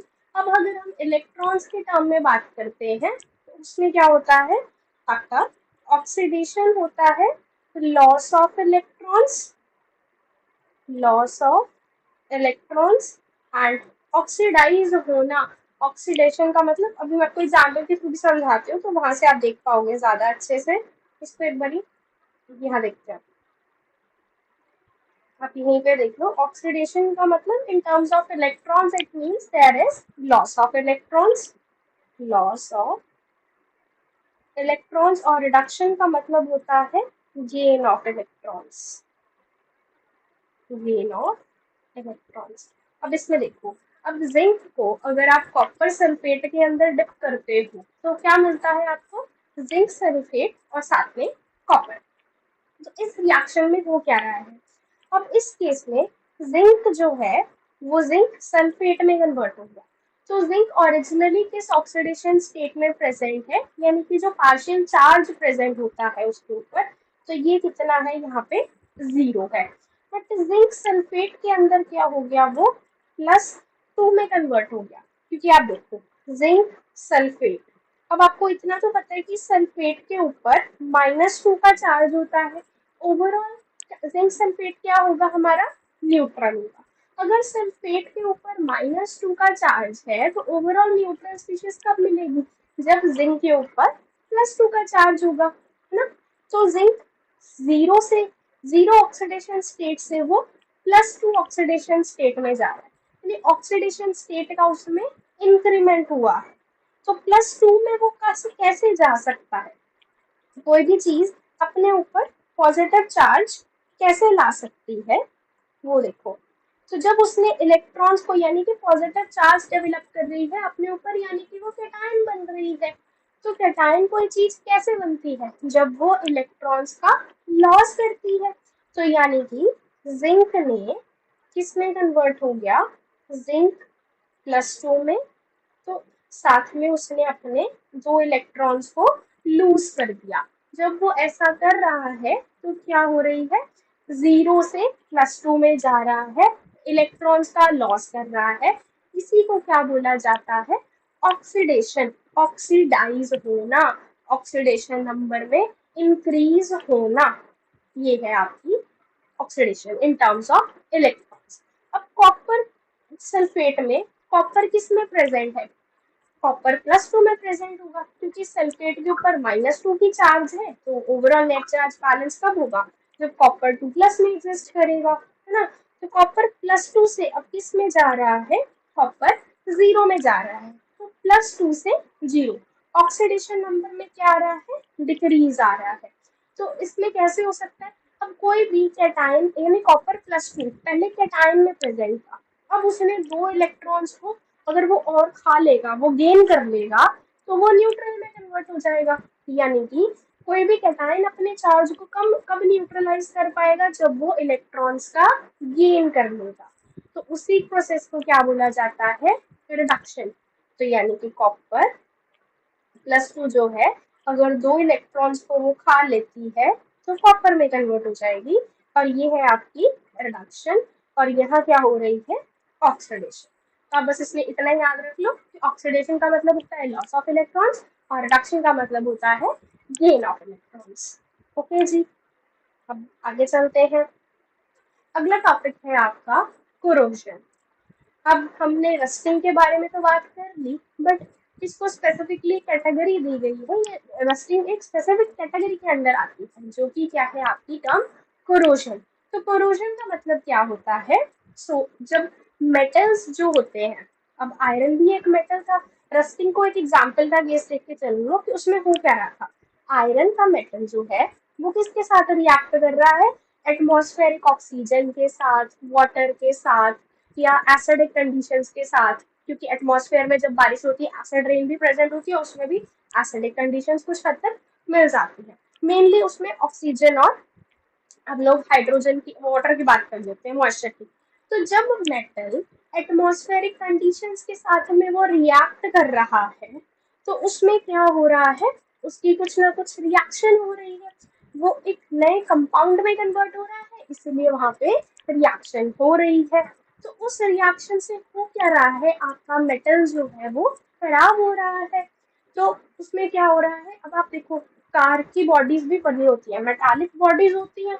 अगर आप उसको बारिश के दिनों में बारिश में बाहर रख दो, तो वो भीगती रहे, उसकी थोड़े बहुत मतलब एक स्लो प्रोसेस है, तो कुछ टाइम पीरियड के बाद क्या होगा? उसकी बॉडीज जो होंगी वो कार की, वो खराब हो जाएंगी, है ना। तो वो ऐसा क्यों हो रहा है? क्योंकि कार जिस मेटल की बॉडी की बनी हुई है, उस मेटल की रिएक्शन हो रही है, जिसके कारण वो चीजें खराब हो रही है। ब्रिजेस देख लो, ब्रिजेस के अंदर भी आयरन के रॉड्स प्रेजेंट होती है। वो भी क्या होता है? हवा पानी के साथ में रिएक्शन दिखाते हैं मेटल्स अपना, वो अपने उस मेटल को खराब कर देती हैं, जिसके कारण जो मेटल वो खराब हो रहा होता है, जो रिएक्शन उस टाइम पे हो रही होती है, उस प्रोसेस को बोलते हैं हम कोरोजन। ओके जी। तो the reaction of a metal with the oxygen और द एयर, क्योंकि एयर के अंदर हमारी क्या प्रेजेंट है? ऑक्सीजन प्रेजेंट है, और मॉइस्चर यानी कि वाटर वेपर्स प्रेजेंट है, acids etcetera present around it, is called as your corrosion। तो ऐसी प्रोसेस जिसमें मेटल्स की रिएक्शन एटमॉस्फेरिक कंडीशंस के साथ करवा दी जाती है, उनको क्या बोला जाता है? कोरोजन। कोरोजन अगर आयरन मेटल के केस में होती है, यानी कि अगर मेटल जो है आपका आयरन का खराब हो रहा है, तो उस केस में उस रिएक्शन को पर्टिकुलर को आप क्या बोलोगे कि वो एक रस्टिंग की प्रोसेस है। तो रस्टिंग एक स्पेशल केस हो गई कोरोजन का, जिसमें आपका मेटल की रिएक्शन ही हो रही है, बट यहाँ मेटल हमारा क्या है? आयरन है। तो यहाँ पे आप एग्जाम ये फोटो भी देख सकते हो, ये आयरन का तो ताला ही लगा सकते हो, या कुछ भी आयरन का पीस पड़ा था, तो जो है कुछ, तो अब इसने क्या करा? रिएक्शन दिखा दी ऑक्सीजन के साथ, एटमॉस्फेरिक मॉइस्चर के साथ, और ये क्या हो गई? आपकी खराब हो गई। तो इसको क्या बोलोगे आप? ये रस्टिंग की प्रोसेस है। या अगर ये आयरन मेटल की जगह एल्यूमिनियम की होती या किसी और मेटल की होती, तो आप उसको बोल दोगे ये है आपकी कोरोजन। ओके, ये क्या होती है? स्लो प्रोसेस होती है। अब आप मेटल को खराब होने से बचा कैसे सकते हो? तो अगर आपने कार्स को अपने प्रिवेंट करना होता है, आप देखते हो कि कार आपको ऐसे तो नहीं दिखती कि मेटल का सरफेस ऊपर आपको दिख रहा हो, उसके ऊपर क्या किया जाता है, पेंट कर दिया जाता है। वो पेंटिंग एक तो उसको फैसिनेटिंग से लुक दे देती है कि हाँ कहते हैं कि मुझे ये कलर की नहीं, ब्लैक नहीं, सिल्वर कलर की कार चाहिए, रेड कलर की कार चाहिए। तो एक तो उसको फैसिनेटिंग सा कलर मिल गया। दूसरी क्या है, जो बनाने वाले ने भी अपना दिमाग चलाकर ही बनाया हुआ है, ऐसे तो नहीं देगा वो। एक तो आपको वो अट्रैक्टिव सा लुक दे दिया, दूसरा उसको क्या कर रहा है, वो प्रोटेक्शन प्रोवाइड कर रहा है। जब मेटल के ऊपर आपने एक पेंट लगा दिया, कार की आपने पेंटिंग कर दी, तो अब क्या होगा, जो मेटल का सरफेस और एटमॉस्फेरिक एयर, मॉइस्चर, उसमें एक बीच में लेयर किसकी आ गई, पेंट की लेयर आ गई। तो उससे क्या होगा, आपके जो मेटल का सरफेस था और जो एयर या मॉइस्चर था, उसके साथ उसका मेटल का कांटेक्ट क्या हो गया, कम हो गया। इसीलिए हमें क्या करना होता है, थोड़े टाइम पीरियड के बाद अपने कार्स को क्या करते हैं या ब्रिजेस के ऊपर क्या कर दिया जाता है, पेंटिंग करवा दी जाती है। जिसके कारण क्या होता है, मेटल के सरफेस का कांटेक्ट जो है एटमॉस्फेरिक ऑक्सीजन से कट डाउन कर दिया जाता है, ताकि वो मेटल आपका खराब ना हो। इसीलिए उसको प्रिवेंट करने का एक मेथड है पेंटिंग करना। और क्या मेथड्स हो सकते हैं, ऑयलिंग कर दो सरफेस की। बेसिकली आपको काम ऐसा करना है कि कॉन्टैक्ट दोनों का, मेटल का और एयर का खत्म करना है, ताकि वो खराब ना हो, उस केमिकल रिएक्शन को आपको रोकना है। तो गैल्वेनाइजेशन भी करते हैं, कोटिंग ऑफ जिंक कर दी जाती है आयरन के ऊपर, उसको प्रिवेंट करने के लिए। एनोडाइजिंग जो होता है ये आप इलेक्ट्रोकेमिस्ट्री में सीखोगे, वहां मैं आपको सिखाऊंगी ये। ऑयलिंग ऑफ दी सरफेसेस, जो मैंने बता दिया, तेल लगा दिया जाता है, पेंटिंग कर दी जाती है। तो ये सब कोरोजन को प्रिवेंट करने के कुछ आपके मेथड्स। ओके जी, तो लास्ट टॉपिक है हमारा रेंसिडिटी।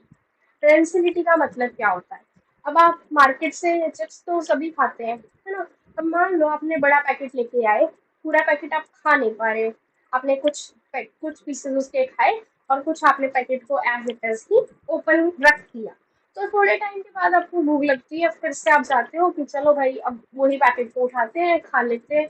उसके टेस्ट के अंदर क्या हो जाता है, आपको कुछ ना कुछ डिफरेंस देखने को मिल जाता है। लोकल लैंग्वेज में हम उसको बोलते हैं कि वो सिल्ली हो गए हैं, थोड़े से वो टेस्ट में डिफरेंस आ जाता है उसके। तो जो बाइट जो प्रॉपर पहले आपको मिल रही थी वो आपको नहीं मिलती, सिल्ले से हो जाते हैं। तो उसके अंदर टेस्ट में फर्क पड़ गया, तो टेस्ट में उसके क्या पड़ गया, फर्क पड़ गया। दूसरा क्या हो सकता है, उसकी ओडोर में फर्क पड़ जाए। ओडोर का मतलब होता है स्मेल में डिफरेंस आ जाए। तो उस सिल्लेपन का होना ही एक उस प्रोसेस को बोला जाता है रेंसिडिटी। अब ये होती क्यों है, क्योंकि जो पैकेट्स फूड्स आप खाते हो उसके अंदर क्या प्रेजेंट होते हैं, आपके ऑयल है, फैट है। अब क्या हो रहा है, वो जो ऑयल और फैट है, जब आपने पैकेट को खोल दिया तो उसके अंदर क्या होगा, अब वो हवा के कांटेक्ट में आ जाएगा, तभी वो सीले हो जाते हैं। अब हवा के कांटेक्ट में आने से हवा में ऑक्सीजन भी प्रेजेंट है, तो जो पैकेट में आपके चिप्स प्रेजेंट थे उसके अंदर जो फैट और ऑयल प्रेजेंट है वो क्या हो जाएगा, अब ऑक्सीडाइज हो जाएगा। तो उसकी ऑक्सीडेशन होने के कारण उसके टेस्ट में डिफरेंस आ जाता है। तो इसी प्रोसेस को बोला जाता है rancidity. So the taste and odour, odour means smell, उसकी स्मेल में भी फर्क आ जाता है। Smell of the food materials which contain the fat and the oil, it changes when it is expose to the air for the long time. लंबे time के लिए उसको आप हवा में रख दो तो वो खराब, उसमें जो है वो जिसके अंदर ऐसे फूड मटेरियल जो कि ऑयल और फैट का कंटेंट जिसमें प्रेजेंट है, जनरली सारे फूड मटेरियल्स में आपको मिल ही जाता है ऑयल और फैट का कंटेंट। बेसिकली जो जंक फूड हम खाते हैं उसमें ज्यादा मिलता है, पैक्ड आइटम्स है जो बिस्किट्स हो गए, नमकीन हो गई, चिप्स हो गए, तो उसमें उसको आप अगर एयर में छोड़ दो तो उसके टेस्ट में और स्मेल में डिफरेंस आ जाता है। ऐसा क्यों होता है, it is caused due to the oxidation of fats and oils that were present in the food materials. Okay, अब आप उसको प्रिवेंट कैसे कर सकते हो। अब मम्मा क्या बोलती है, बेटा अब इतना बड़ा पैकेट खोल तो लिया है, अब इसका करेंगे क्या, तो मम्मा क्या बोलती है, उसको एयर टाइट कंटेनर में बंद करके रख देती है। तो इससे क्या होगा, उस फूड मटेरियल का हवा के साथ कांटेक्ट बंद हो गया। अब एयर टाइट कंटेनर मम्मा क्यों बोलती है, क्योंकि उसको क्या करना है, उसको मम्मा समझदार है हमारी, उसको सब कुछ पता है कि भाई मैं उसको ऐसे छोड़ूंगी तो सिल्ले हो जाएंगे, वो चीजें खराब कर देगा वो बेटा हमारा, है ना। तो वो क्या कहती है, एयर टाइट कंटेनर में रखते हैं। एयर टाइट का मतलब ऐसे बॉक्सेस जिसमें हवा पास आउट नहीं होने देनी, है ना। तो it can be prevented by storing the food in the air tight containers. अब जो पैकेट्स लेके आते हैं उसके अंदर पहले आपने देखा होगा फूले फूले होते हैं, उसके अंदर क्या होती है, हवा भरी हुई होती है।